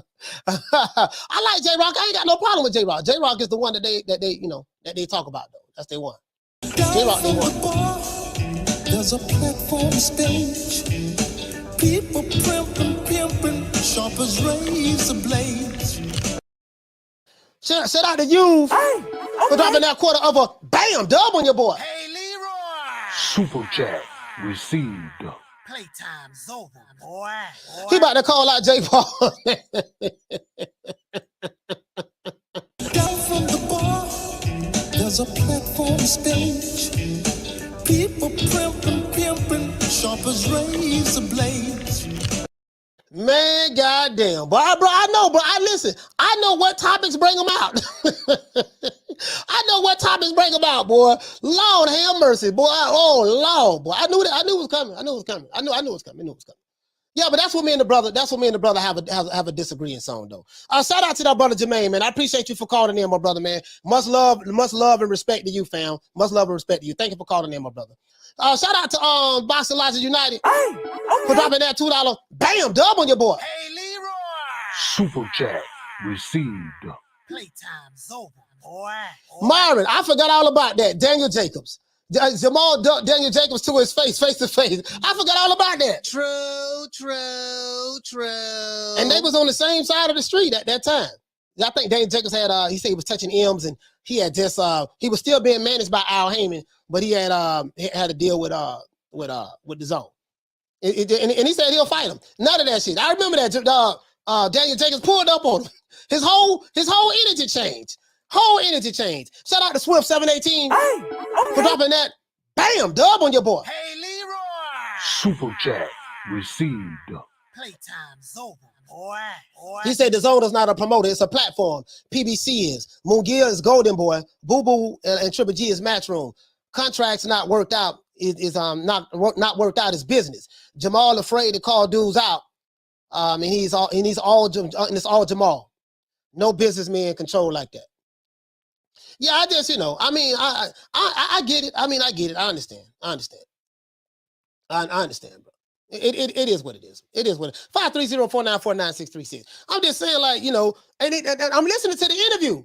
He said, yeah, man, you got to listen to what he said after that. He didn't say that. I'm like, no, sir, I literally quoted exactly what the man said in the interview. And then I said, well, give me the 3 fighters you talking about the Jermall Charlo fought. I ain't reading nothing. I'm just going off the dome. How many champions he fought? Oh, he fought 3. Name them. He fought J-Rock. J-Rock wasn't a champion when he fought him. It don't matter. It's the same thing. He became a champion. Oh. So let me clarify. How many guys had belts that Jermall Charlo fought that he beat? How many guys had a physical belt? Not someone who became a champion after he beat them, after Jermall Charlo beat them. I'm talking about someone who actually was a champion when he fought him. That was one guy, K9. All 5'6", all 5'6" inches of them, 142 years old, 154 pounds. Caller, what's your name? Where you calling from?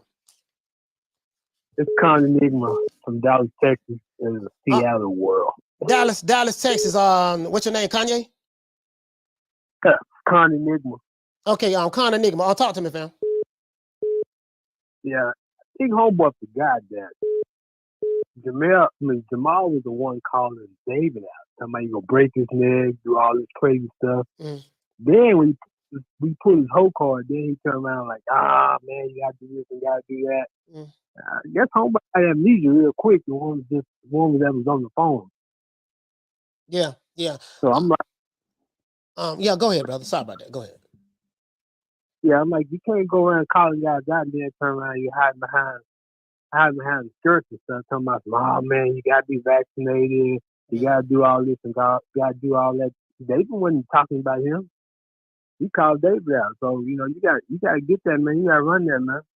Hey, Conor Nick, but this is the thing that get me. See, maybe it's just me.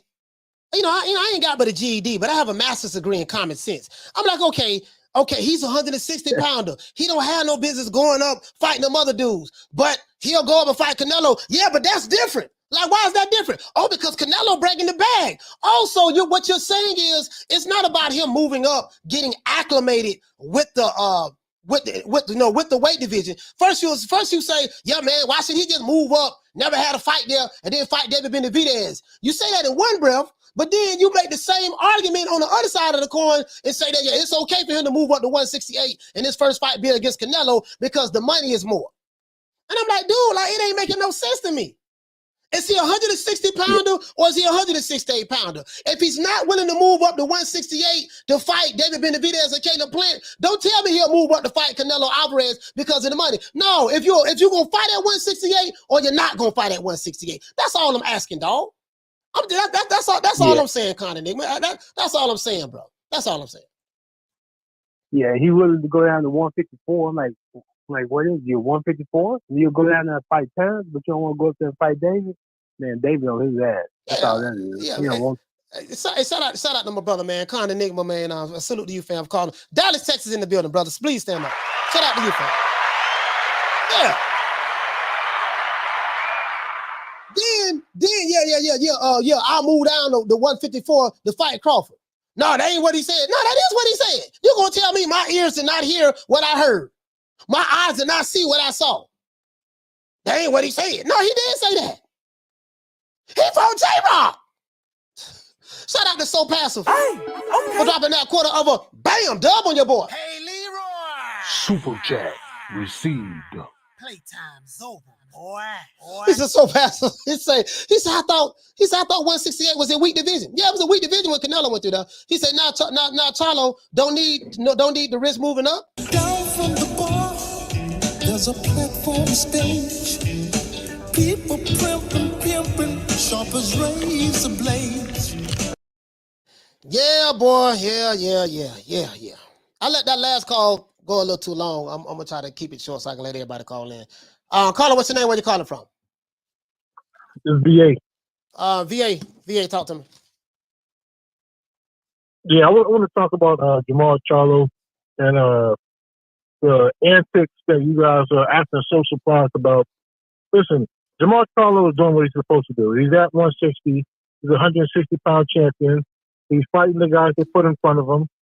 He called out Triple G. Obviously, Triple G doesn't think that's a good risk-reward fight. This is fine.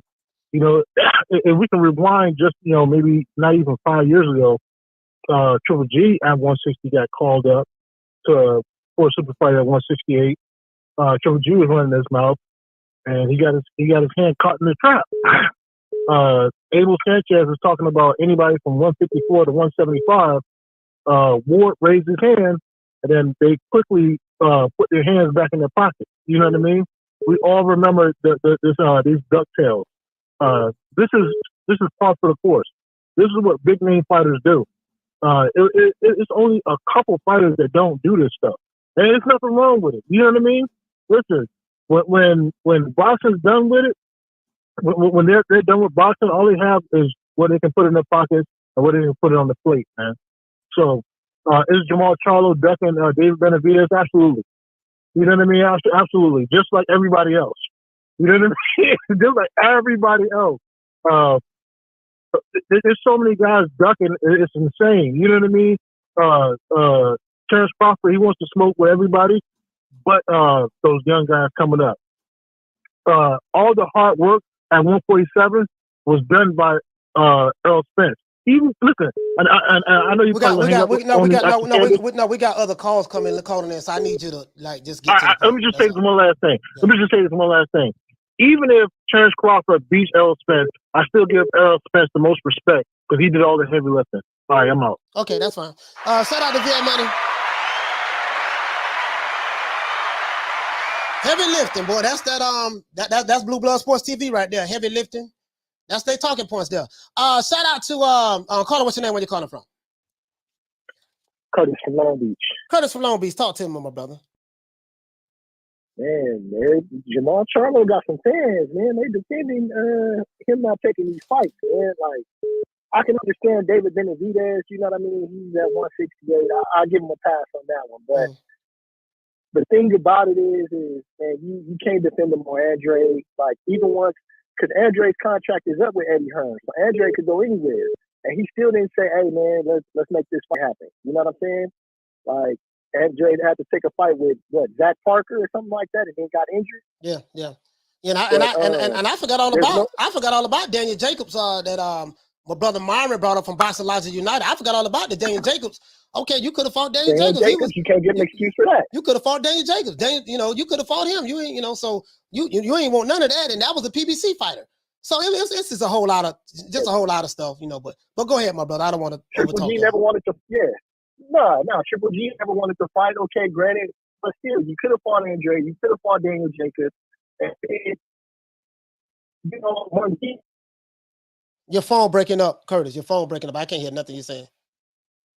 No excuse for Andrade and Jacobs. You know what I mean? Those are two fights that he should have had. And then the reason that he used for Andrade was because you didn't fight my brother, I'm not gonna fight you. Like, come on, man.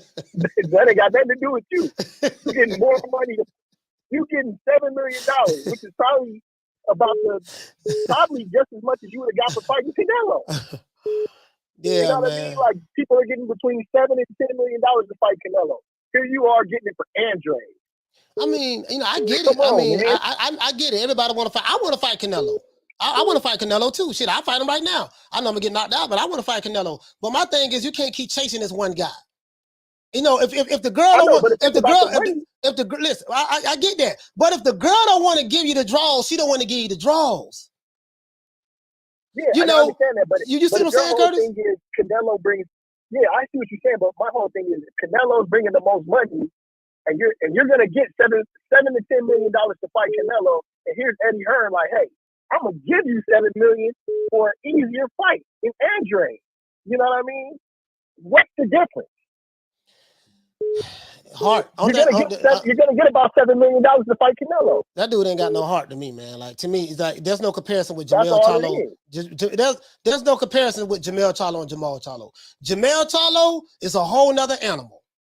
Jermall Charlo is one of my favorite fighters. I love Jermall Charlo. One of my favorite fighters. He just did some other shit that he didn't. He just did some other shit that he didn't need to do. I just seen a report that him and Tazula agreed to turn. Him. You know, you fighting Suleckis, Juan Montiels, Hugo Centeno Juniors, and you know, and I get it. Oh, it's because he can't get those other fights. I said, yeah, but y'all make an argument for him in one breath, but then these other dudes, other fighters do the shit, the other fighters that you guys don't like. You know what I mean? They'll say something totally different. And it's like, man, that's all I point out. Hey, Curtis, man, salute to you, my brother, for calling in, man. Thank you, fam, for calling. Shout out to my brother from Long Beach. Yeah. You guys know my motto. You've been following me for a while. You know my motto. If you do not have a double standard, you will not have one at all. If they didn't have a double standard, they wouldn't have one at all. Caller, what's your name? Where you calling from? Caller, what's your name? Where you calling from? Call from. All right. Caller gonna have to call back. No one saying anything. You know, it's like, yeah, man, well, he tried to fight this dude, that didn't go through. He tried to fight that dude, that didn't go. Okay, so everybody he tried to fight. So basically, Jamal is the one that's been calling out everybody. He wants to smoke. Everybody just running from him. But when it comes to other fighters, it's something totally different. Okay, I got it. Yeah, whatever. This guy. Unknown caller. Try this again. Let's see what this is.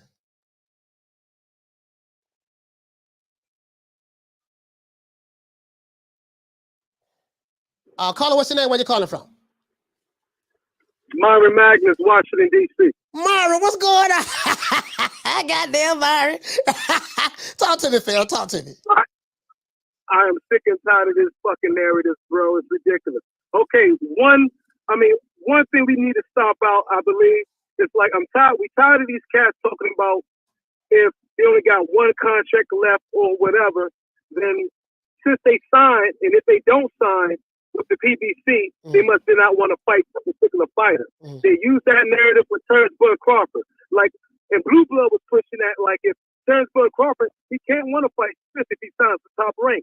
And they all be pushing that shit through that alphabet community. Now, the other caller, the Texas dude who was on, trying to use that same thing with Demetrius Andrade just a minute ago. Well, he only got one or so contract on his own, so that means that he must need to sign with the PBC in order to get the fight.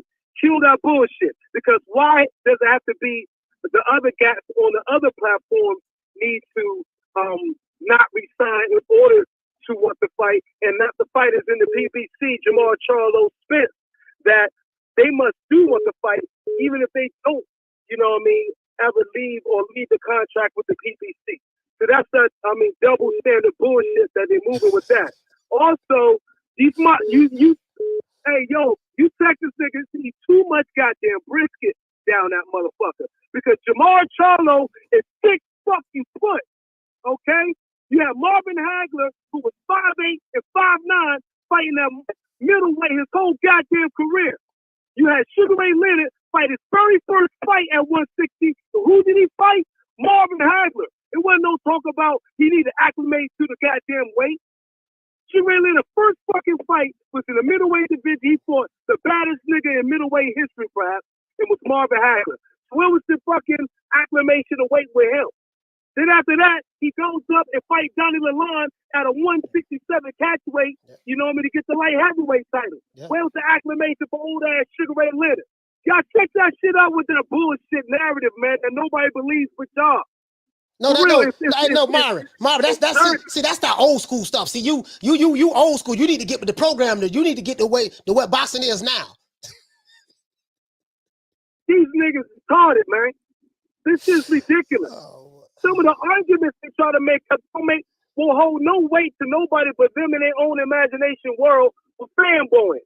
But that's all I had to say. So what I'm saying is, why do, and I'm out of here. Because you got tons of callers, bro. No, go ahead. No, I'm laughing at the motherfucker. You're hot as chicken grease, my G. Why do a fighter must not sign with Top Rank or the Zone if they have one contract in order to really want to fight somebody in the PBC? Well, what I say, why do y'all try to use this narrative that if they sign with the promotion company they with, then they must don't want to fight with the PBC? Why can't it be the other way around? Why can't it be, well, you know what? Earl Smith Jr., how about, bro, you don't sign a contract with the PBC. Go ahead and fight Terence Crawford in middle ground. Then after you get that fight over, then you go back to the PBC. Why is it never that way with them? They start doing one-way street. Yeah, you ought to know the answer to that. If they did not have a double standard, they wouldn't have a standard at all. We ought to know the answer to that shit. So it is what we know, but you gotta say it out loud for them to hear so they know that we on to their bullshit game. But I'm out, bro. Keep cooking like chicken grease. Peace, one love, peace and pugilism. Shout out to my brother, Hey, shout out to my brother. Hey, shout out to the boss in the story, man. Boss in the story. Okay, shout out to the boss in the story, man. Salute to you, my brother. Hold on. Shout out to the boss in the story, man.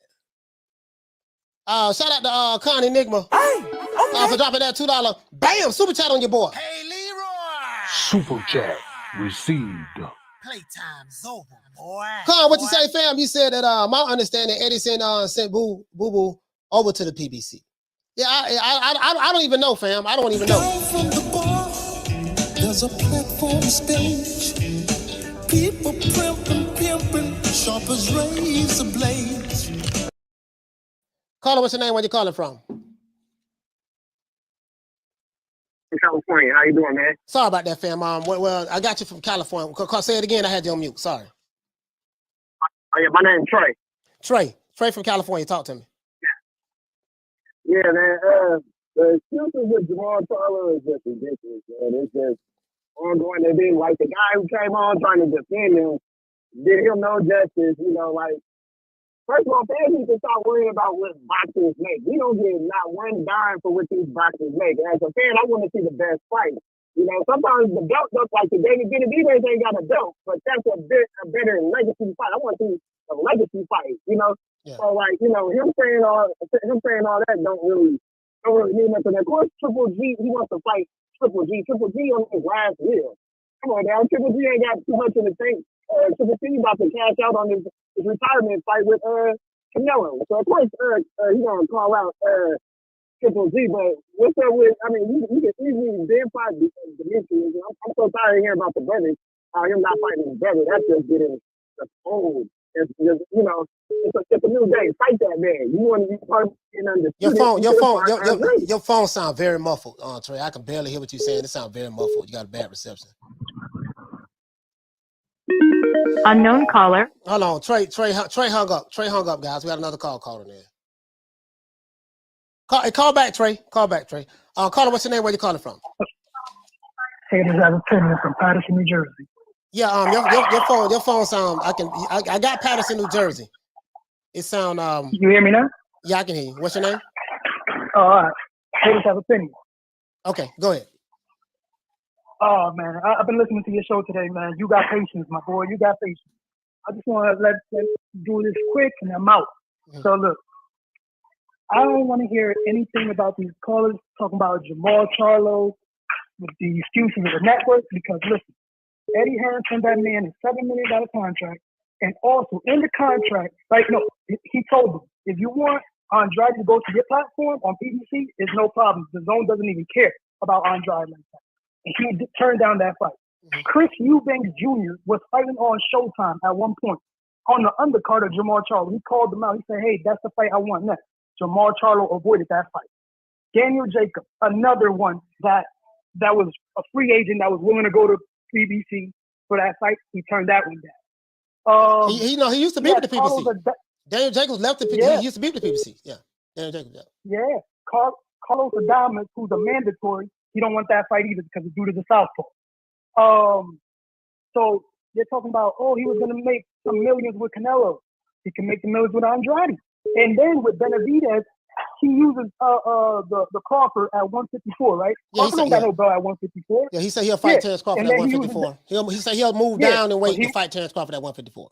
Yeah, but he won't go up to fight Benavidez for no belt. Look, I'm gonna tell you what the legend's been saying. If you can't find nobody to fight in your weight class, you move up. Andre Ward did it with Kovalev. Why can't Jamal do it with Benavidez? And plus, that's a pay-per-view fight. He's gonna make money off a pay-per-view, and he's never been the headline on a pay-per-view, so he'll make a lot of millions there. So and it'll be known. Mike Tyson already co-signed Benavidez as a Mexican monster. Everybody's Canelo fans that are leaving Canelo are going to Benavidez side right now because of Mike Tyson calling him the Mexican monster. And then look, I hate the fact that he uses Ronnie Shields as his trainer. I'm pretty sure Ronnie Shields is protecting him also, like he just did Morrell, saying, nah, Morrell is not ready for Benavidez. Look, Eric Randy Lara called out the Charlos when they were training together. I need you to wrap it up because we got other calls calling in. I'm just saying he's gonna duck Morrell also because they got the same trainer.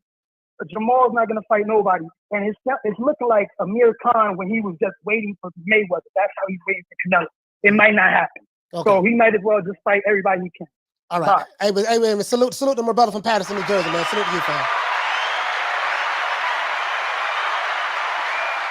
Hey, call back. Please call back. 530-494-9636. UK calls 4420. Got another call calling there.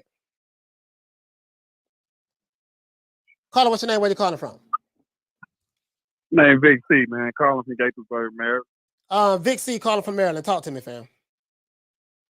Oh yeah, I just wanted to say, let me clear this up first. I'm totally a Jermall Charlo fan, but I don't see him get punked twice to his face. I mean, what am I supposed to do with it? You know what I mean? Yeah. I do like the fact, though, before going further, I do want to say the fact that I like this is the only show you can call into and have an opinion as long as you ain't argumentative. Because the rest of these guys is fucking crazy. But they fucking crazy, bro. Like, I'm a fan of certain fighters. You know, I will readily admit that. I'm a Crawford fan. Yeah. You know what I mean? And I've grown sick of Spence. You know what I'm saying? Nobody wants to say it. I don't know why they so in love with little EJ. But they will not. Anything you say against him, they will lie. Look at my. I love Crawford and Jermall Charlo. Both of them my two favorite fighters. You know, there are two of them. There are two of them. I like Crawford and Jermall Charlo. You know what I mean? And I'm like, I'm like, damn. And they don't like each other. Yeah. But I like both of them. And see, I'm a little brash. No, I'm not gonna lie. I'm a little brash, and I dig the little back and forth a little bit sometimes. But as it relates to the interview, did you get a chance to hear the Brian Custer interview with Jermall Charlo? What did you think about that? What do you think about him saying that he'll be willing to move down? He'll move up to 168 only to fight Canelo. I guess that's what he's saying. Canelo turned down $50 million not to fight him. So I don't know what the weight division that would be in. And then he said that the one fighter, when the question was posed to him, who is the one fighter that you would love to get in the ring with, that you always wanted to put hands on? Name that one fighter that we don't know of or know about. And he said Terence Crawford. And then he followed it up by saying, Terence Crawford. Yeah, I said it. And I even moved down to 154 to fight him. And Brian Custer started laughing and moved on to the next question. Because it was funny. That's the biggest pile of bullshit I ever heard. You know what I mean? Period. Like, that's crazy. Yeah, he meant that. Yeah, he meant that. He meant that. Hey, Vic. Beating Benavidez, I know he can beat Benavidez. If he put his head to it, he got a shot. And he's still scared of the motherfucker. I don't get it. You know, like, that would put him in prime position. It would put the pressure on Canelo also. Why you keep bringing his name up? Why you keep doing that? Why? That's what he said. Hey, no, I'm making my point. That's insane. That's what he said. Hey, Big C, shout out to you, fam. We got other calls calling in. Salute to you, my brother. Salute to you, man.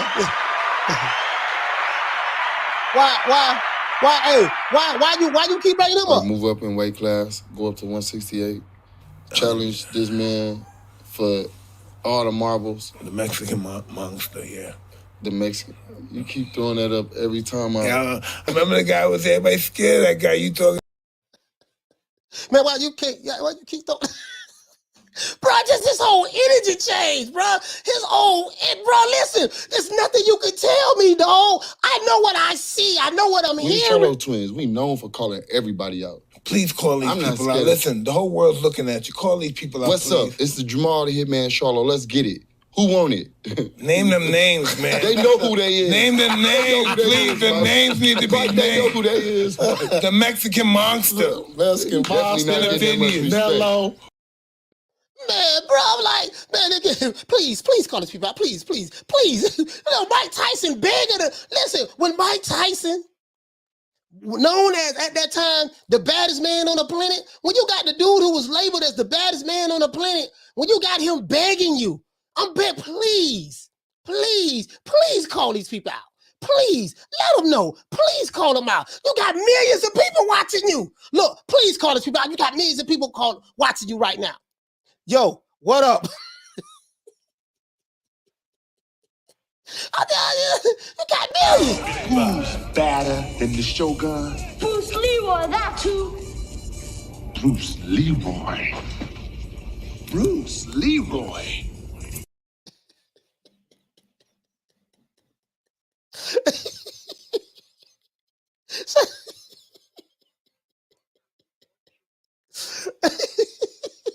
Carlo, what's the name? Where you calling from? Jamie from New York. Jamie from New York. My main man, talk to me, fam. What's up, Jamie? How you doing, man? Yeah, man. Dude, let me tell you, man. I feel that Charlo is content in the position he's in, bro. You know, he ain't gonna fight the big fight. I tell you that right now. You know, I mean, he won't fight the bigger guy in Benavidez, but he'll fight the smaller guy in Crawford. I don't understand that. This guy's soft, man. And I don't know what the hell he's talking about that. They did history, coach? You mean, motherfucker, your brother did history. You were there to witness this shit. You didn't do shit. This guy's a coward. He's soft, and that's my call, coach. Have a good day, bro. Later, bro. And that was funny, too, though. Yo, man, me and my brother. Yo, we made history. What history? Jermall Charlo is undisputed, and there's no dispute about that. Jermall Charlo want all the smoke. Listen, Jermall Charlo is supposed to be the little brother. He's supposed to be the little twin, right? The little twin got to try to make up for the big twin. Now, do you retire, or do you take one of the toughest fights of your career against a young black African-American stud who's been working his ass off since he was 8 years old? Do my brother put it all on the line then? So, if not, come see me. I want some smoke. I want it all, baby. Jamal want all the smoke. Boy, you know, I ain't got nothing bad to say about Jermall Charlo, boy. I love Jermall Charlo. Now, Jermall Charlo may not like me because I'm clowning his brother, and I understand that. He's supposed not to like me. But I like fighters based on how I see they move in the ring. And the way that dude move, he want the smoke, he talk the talk, and he back it up. There's nothing that I can do. Sorry, I moved my camera. There's nothing that I can do other than just be patient, let these boys keep talking that smack, and me be who I am. Damn, phone number falling. I mean, my bad. Look. Let's get Jermall Charlo a round of applause. Jermall Charlo, the real line. Let's get that brother a round of applause, man.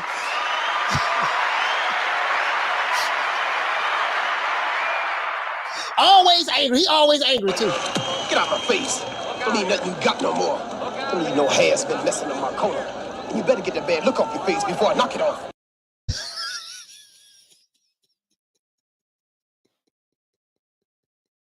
But when he cancels me, calling me, I be sitting there like, Man, who this little young whippersnapper running all up into my combo? Look at you. You're all wet behind your ears. Breath smelling like Similac. Man, you better go on home before you get your little thick ass tossed up. bro, I can't do it. I'm the old. I gotta do it for the old geezers. The old geezers who still remember when fighters fought each other. Shakur Stevenson, he wanted to smoke. Two weight division world champion. Unified junior lightweight champion. Devin Haney, the guy who they said the email champ pillow fist, yeah, he wanted to smoke. He went overseas and became undisputed. Vasily Lomachenko, he wanted to smoke. He'll fight anybody. Got Teofimo Lopez. Got to put him in that bracket too. Alexander Usyk, he'll fight anybody. Josh Taylor, he'll fight anybody. Became undisputed. I'm just, a new way. Chocolatito, one of my favorite fighters. I love Chocolatito. I love Chocolatito. I ain't gonna lie. Chocolatito, boy. Hey, look here, man. I love that dude there, man. I'm the old dude with the 30-30 rifle. I'm going to hold the line for us old geezers, dog. Don't worry about it. I got them. I get them show. I get them show. I find them show. Carter, what's your name? Where you calling from? Ricky Ricardo, San Antonio. What's up, Coach? Ricky Ricardo, San Antonio. Talk to me, fam.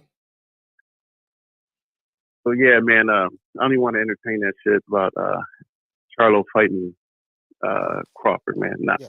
That does nothing. Let's move on from that. That comment, well, no, that does nothing for the sport. Two options he's got: force his team, try and press for that Andrade fight. Hearn would have no problem with that. That's a good fight in itself. Try to unify. Canelo's busy, and with Triple G, that's it.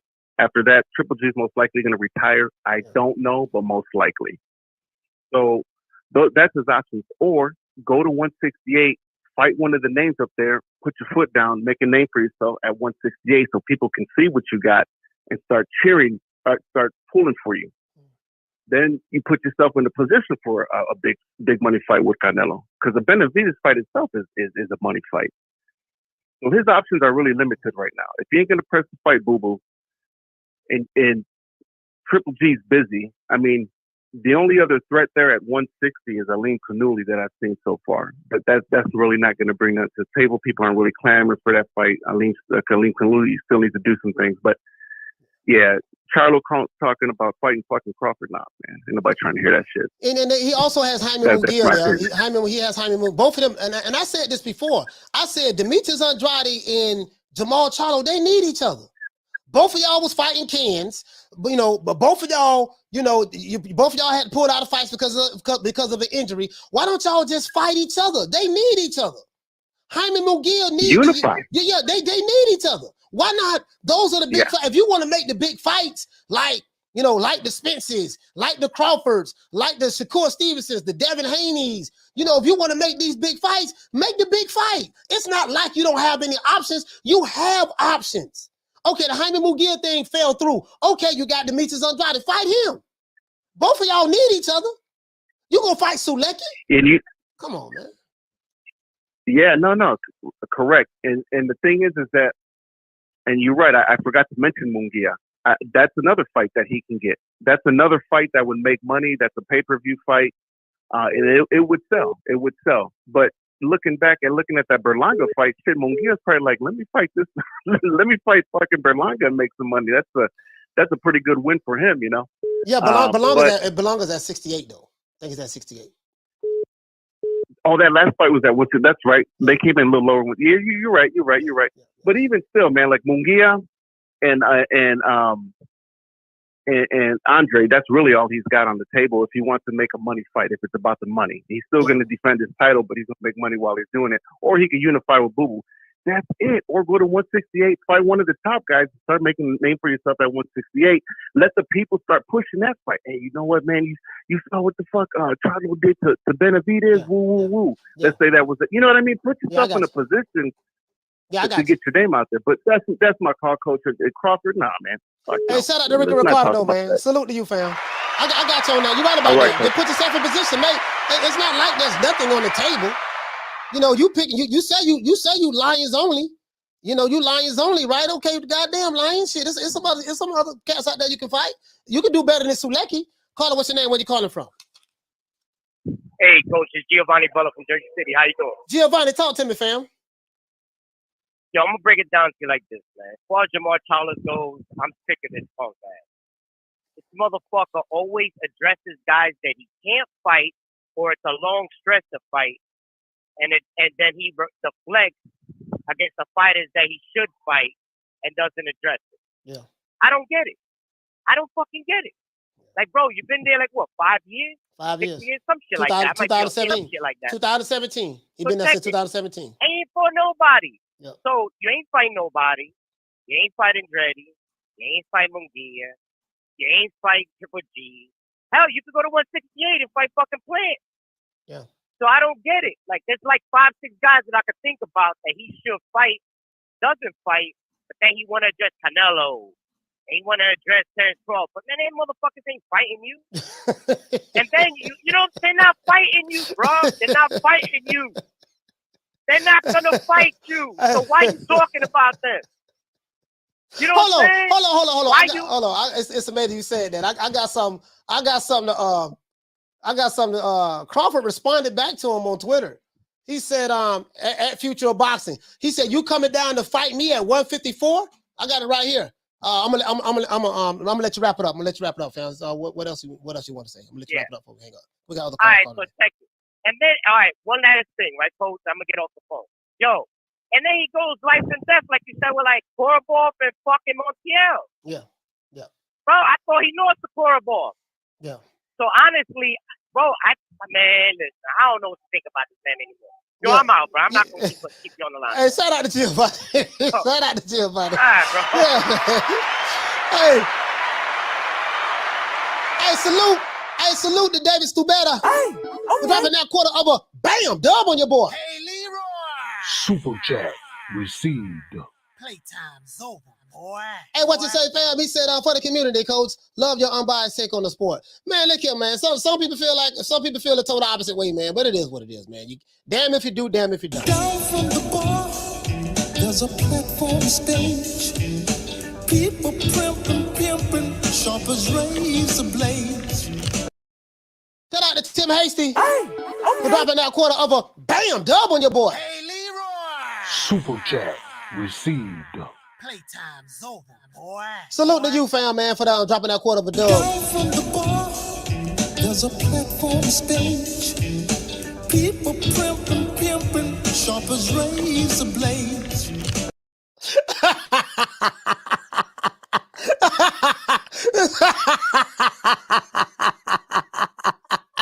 This bitch said she always starts some shit.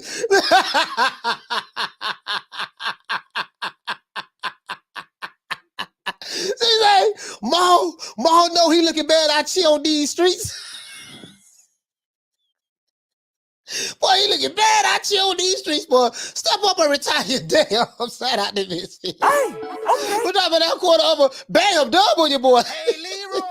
Super chat received. Oh my Lord, have mercy, boy. Down from the bar, there's a platform stage.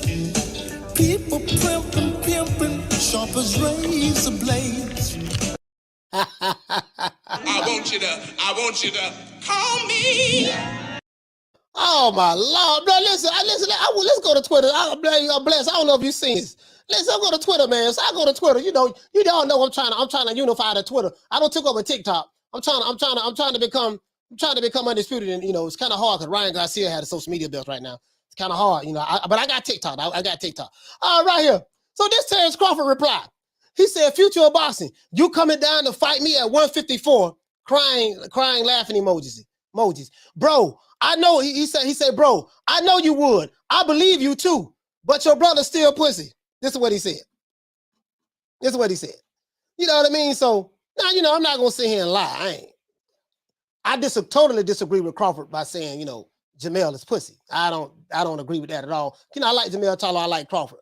Jermall ain't gonna, it ain't a doubt in my mind. Jermall will make that fight in my mind with Crawford in a heartbeat if he move up. You know what I mean? See them fight each other. You know what I mean? But just the fact that Crawford even responded to him. He said, "Bro, you coming down to fight me at 154?" he said, "Bro, I know you would. I believe you too." Guess what? I believe him. I believe him. We just saw it. We just saw the expression on his face.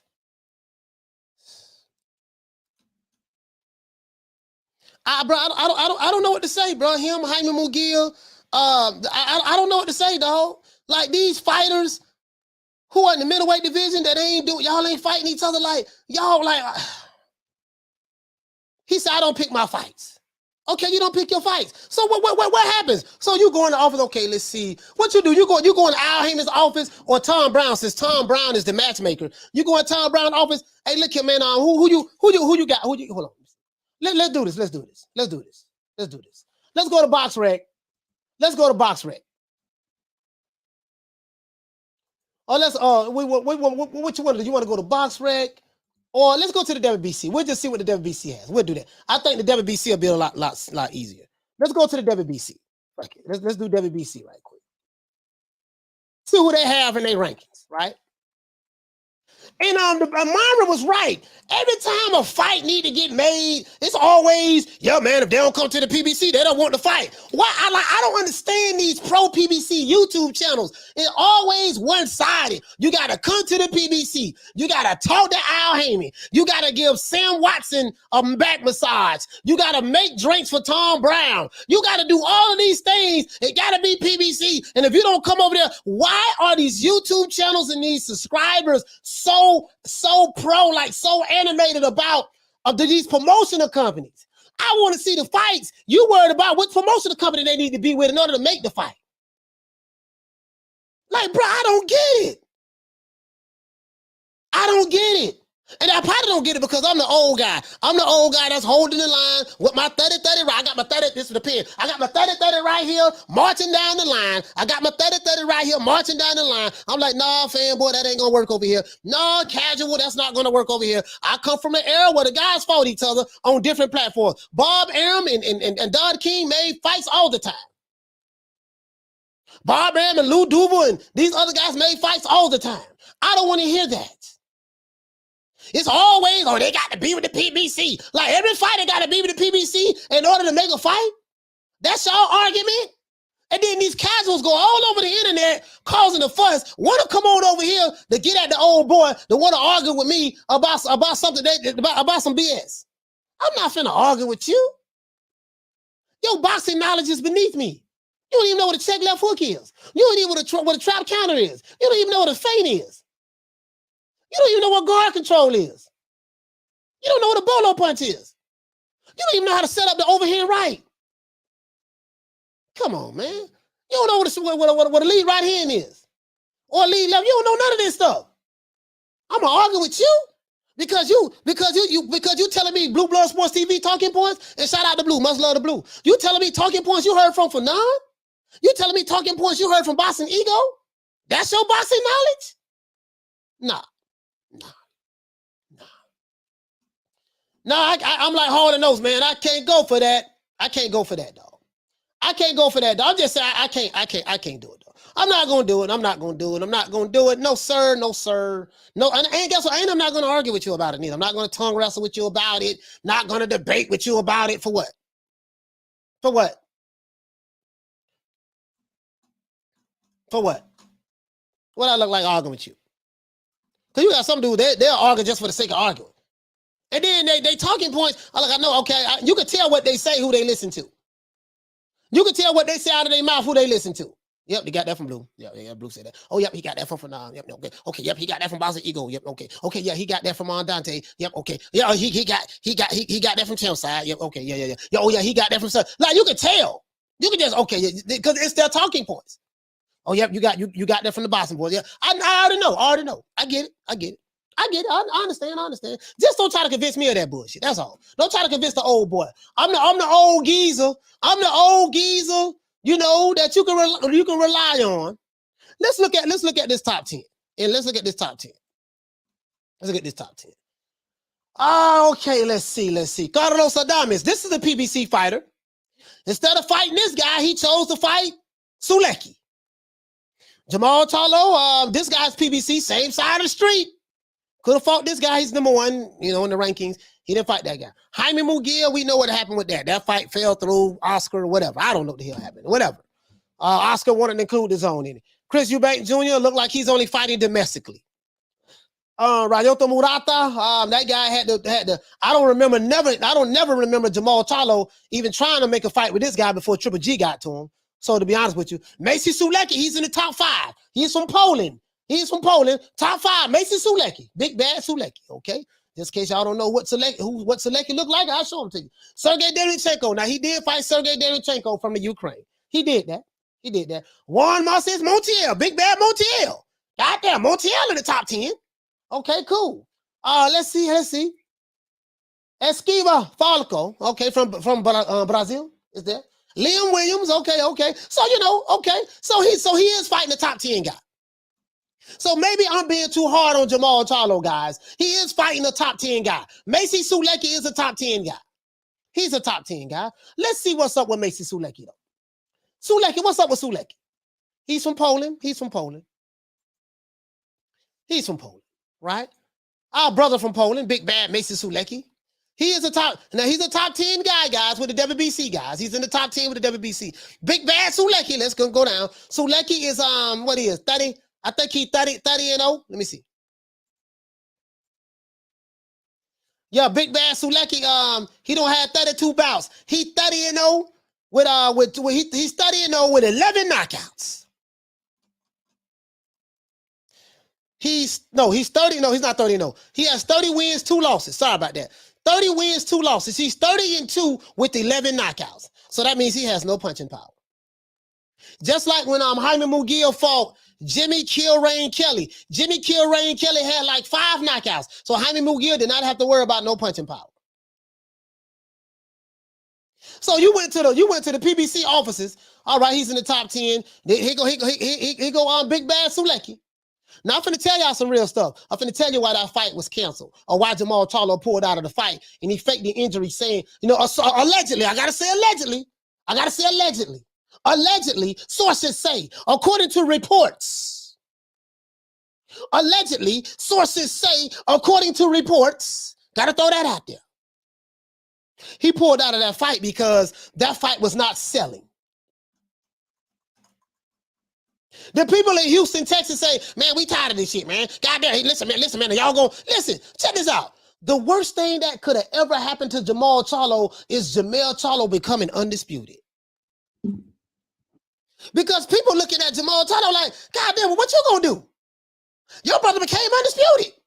Your brother had a belt, lost to Tony Harrison, went back in the rematch. He had a fight between that, fought Tony Harrison, beat him, took his belt back. He beat Rosario. Then he came back and he fought he fought the dude from damn, I forgot his name.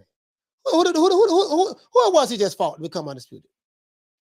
My mind don't went blank, guys. You know I'm old nigga. Shout out to Jaime Rivera for dropping that half for bam, dub on your boy. Hey, Leroy. Super chat received. Playtime is over, boy. Hey, Jaime says, Coach, I got home and told the wife to get out of the way. I need to make a call. I'm heated right now. Meant to tell you that when I call in Jamie from New York and then Jaime Rivera in the chat, it's the same angry guy. Yes, sir. Who the guy was he fought, man? Y'all help me out with that, man. Down from the bar, there's a platform stage. People pimping, sharp as razor blades. Shout out to Tim Hasty for dropping that quarter of a bam dub on your boy. Hey, Leroy. Super chat received. Playtime's over, boy. Tim said, Coach, Coach, when Bud beat Spence, and I got to preface that by saying if. I mean, I got to preface that by saying if, but I'm gonna read the chat. anything can happen in boxing. You know how it is, fam. But he say, Coach, when Bud beats Spence, can he jump to super welterweight and become a mandatory for Charlo? I'm not up on boxing like you, but I'm trying. You know what? The only thing is, fam, bro, like, these sanctioning bodies do whatever they want to do. Like, you know, sometimes you can do certain things if you're a certain fighter, and if you're not a certain fighter, you know, you can't do this and can't do that. So, I mean, I don't even know, fam. You know, it's to the discretion of the sanctioning body. Crawford can move. Let's say he was to beat Aerospace and he move up the junior middleweight. He can move up to there. There's no guarantee he's going to become a mandatory to fight Jermall Charlo. It's to the discretion. Jermall Charlo. It's to the discretion of the sanctioning bodies. And then Jermall Charlo got other mandatories that he has to fulfill already with the WBO as well as the IBF. So I don't think it'll be that simple, my brother. To be honest with you.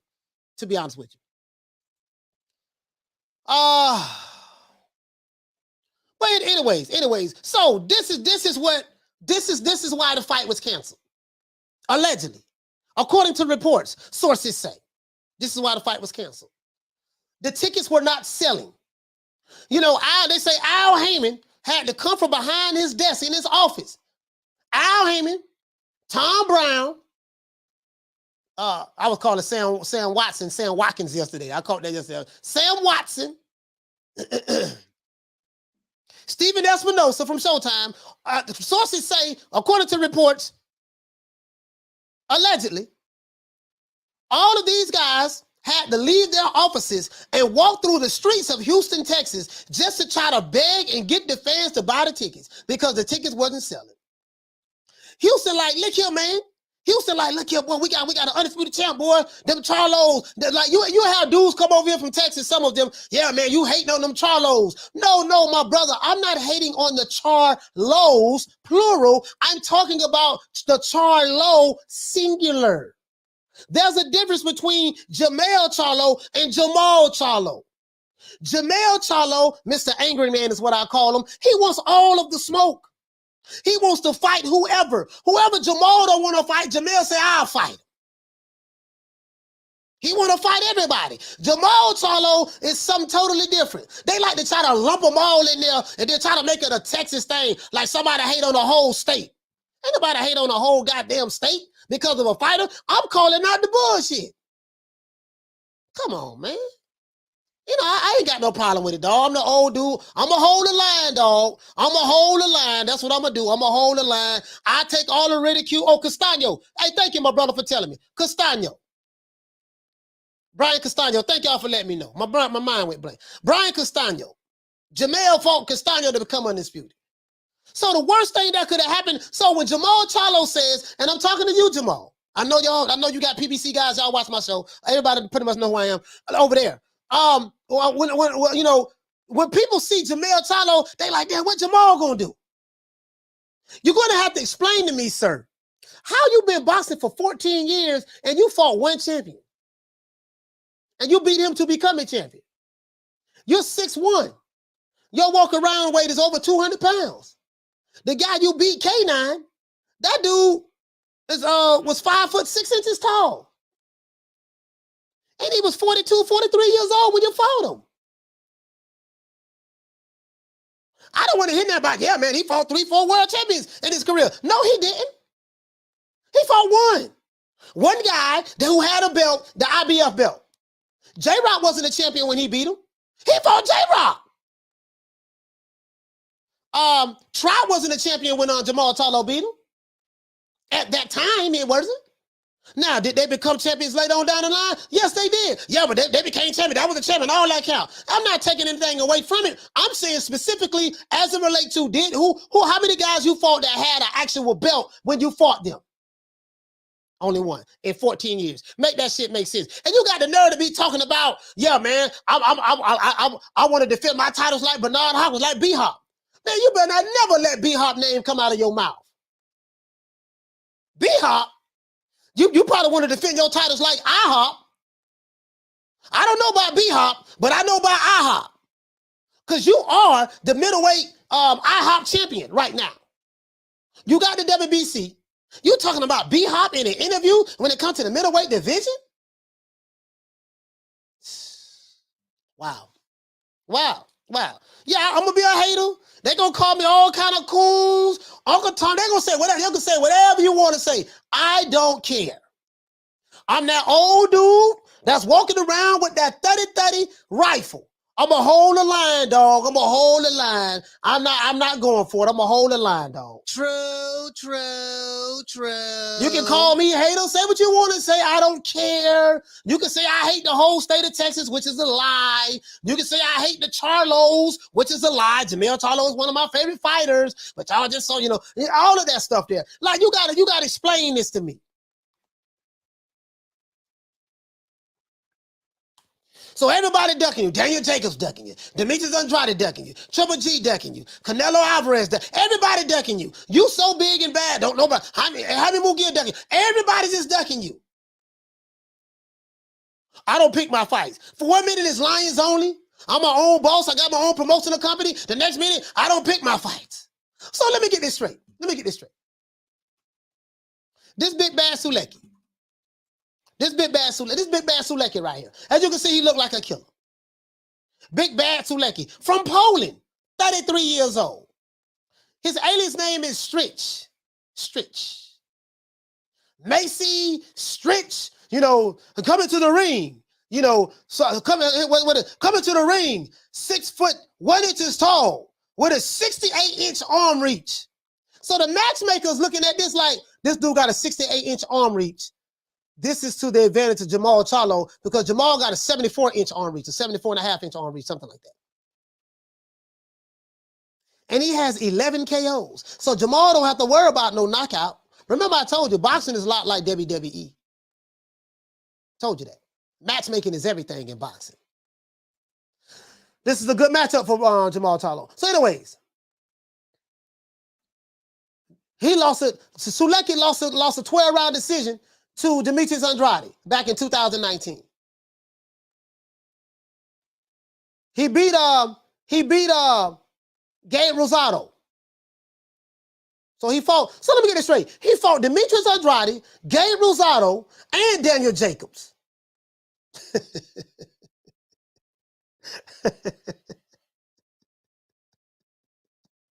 He fought Daniel Jacobs back in 2018. He fought Gabe Rosado back in 2019 and Demetrius Andrade back in 2019.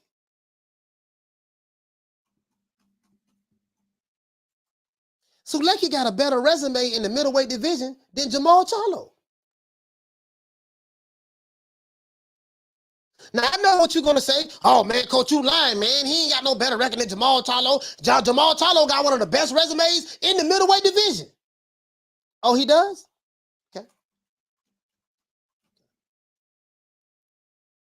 Let's see then. Let's see. Let's see.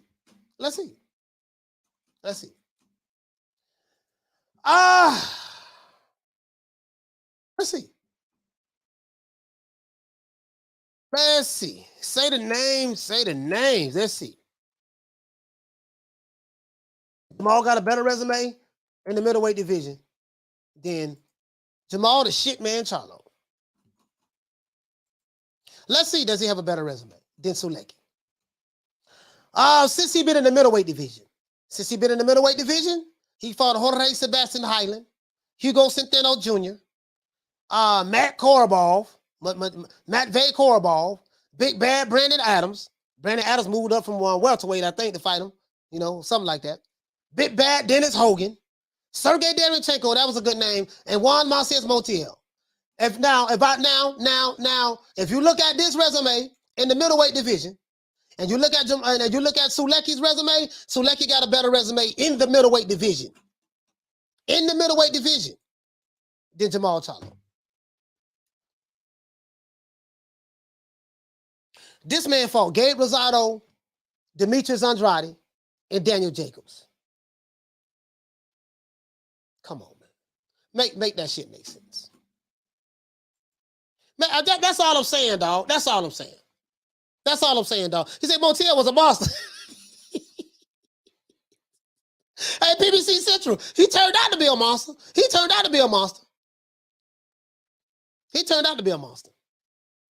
Like, all of these fighters in the middleweight division should have fought each other. Daniel Jacobs ended up fighting. Daniel Jacobs fought Triple G, and he fought Canelo, and he fought Gabe Rosado, and which a fight I thought he lost. Andrade ain't fought nobody since he's been in the middleweight division. He can't get the fights. Triple G. Yeah, Triple G middleweight resume don't look that good to neither, to be honest with you. Well, he fought Canelo twice. He fought Daniel Jacobs. I think he fought Canelo, he fought Daniel Jacobs, and that's it. Did he fight Gabe Rosado? Triple G might have fought Gabe Rosado. All these dudes should have been fighting each other. But one thing Triple G got on all of them. He could say, I was unified the division twice. He unified the division.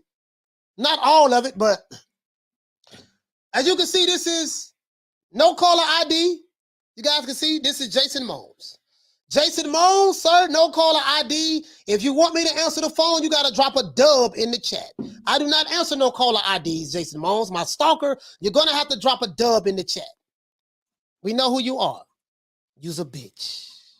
Okay? Drop that dub, I answer the phone. Other than that, the way you show me your love is by the way you pay me. You don't drop that dub, Jason Mones, because you're one of my stalkers and my trolls, and I think you have a sexual infatuation with me. I'm not into men. But if you want me to answer that call that has a no caller ID, your bitch ass better drop a dub. Other than that, I ain't thinking about you. Let's give everybody a round of applause.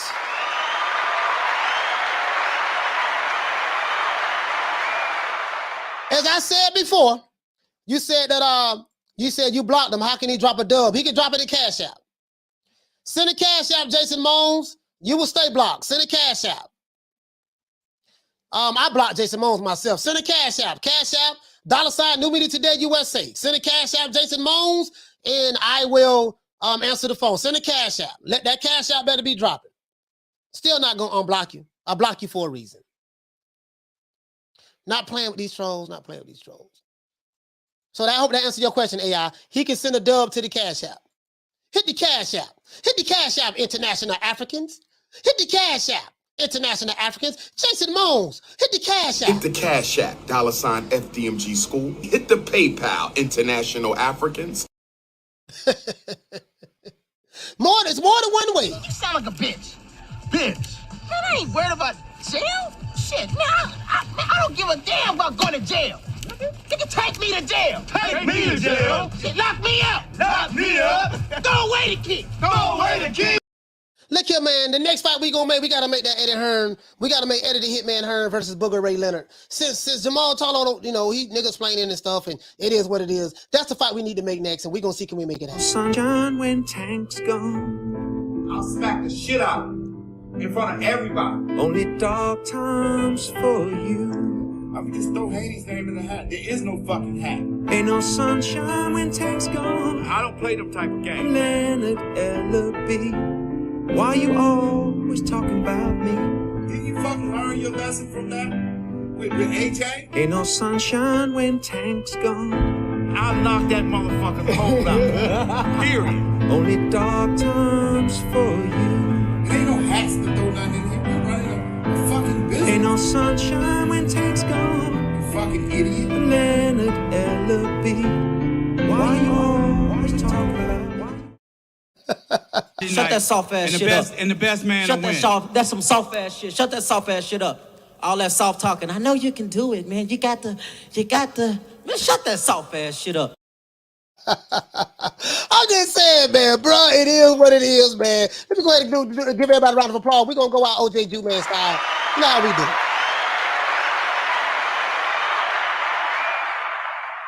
Hey, look here, man. Let me go ahead and do this here, man. Bro, this don't make no sense. This don't make no sense. I knew they were gonna come attack me today. But I don't care. I don't care. I gotta hold the line. Shout out to Swift. Shout out to the Swift 718. Shout out to the Queen Commissarine. Shout out to Big Hulk from Maryland. Shout out to BWG. Shout out to Damian Bennett from B-More. Shout out to Mark Nash. Shout out to BWON. Shout out to Major Key Boxing. Shout out to Lady Shed Dundam Season. Shout out to Juan Carrillo. Shout out to Bernard Burton. Shout out to LaShawn. What's going on, fam? Shout out to Ralph Reacts. Shout out to Al Money. Shout out to Manic V. What's going on, bro?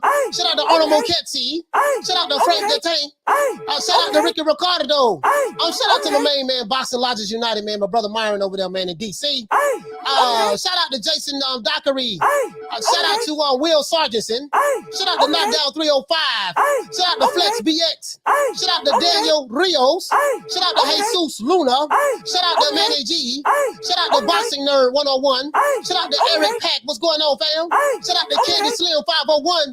Shout out to Low Key Serious. Why so serious? Shout out to Tony Boswell. Shout out to Haban Soto. Shout out to Big Ron from Vermont. Shout out to Drummond for Life. Shout out to Jester Fan. Shout out to W Right Side. Shout out to Deborah Booker. Shout out to Manny Dosiento Inueve. Shout out to Adrian Big Trenta. Shout out to Mike from Boston. Shout out to Bush the Can Man Cassidy. I'll give you a rinse. I don't know how you lost it. Shout out to Troy Graham from Beatmore. Shout out to AB Sounds. Shout out to Kathy W. Shout out to Dean West. Shout out to Jim 82. Shout out to Miguel Chartico. Shout out to Here to There. Shout out to True Gritter 402. Shout out to Malcolm Roach. Shout out to Hell Hero Elite. Shout out to Jay Rodriguez.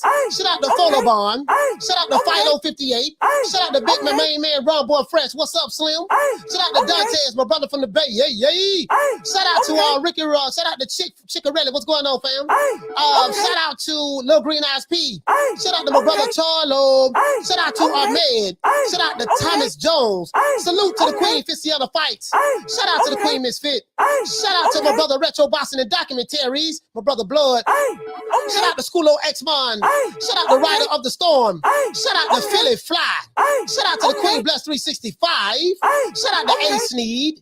Shout out to Dr. Paul Evans, the good doctor. Shout out to Arlette. Shout out to the Queen Arlette. Shout out to the Queen Lisa Bales. Shout out to my sister Lisa Bales. Shout out to my main man from Detroit, Smith the West. Detroit versus everybody. And shout out to my brother man Punch Perfect Boxing. Shout out to Major Key Boxing. Shout out to everybody that's in the chat. Shout out to, Thomas Jones. Shout out to Eric Valentino. Shout out to AI. Shout out to Edwin Castillo. Shout out to Con Shinery. As a matter of fact, shout out to the caller. Shout out to Jermaine from Louisiana. Shout out to Con Enigma. Shout out to VA Money called in from Virginia. Shout out to Curtis from Long Beach. Shout out to Myron Magnus from DC. Shout out to Trey from California. Shout out to the brother from Patterson, New Jersey. Shout out to Vic C from Maryland. Shout out to Jaime from New York. Shout out to Ricky Ricardo. Lucy, I'm home. Shout out to Giovanni from Jersey City. Other than that, that's our boy Coach Malachi Williams signing out. New Media Today USA Boxing. As a matter of fact, it's not New Media Today USA Boxing anymore. It's Boxing with Coach Malachi Williams. I rebranded it. We're going to continue to brand that Boxing with Coach Malachi Williams.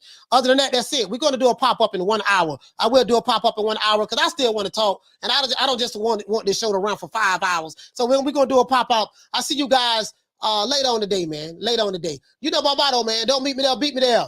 I'm going to see you guys in about an hour. Peace. Man, I'm out of here, bro. Let's go.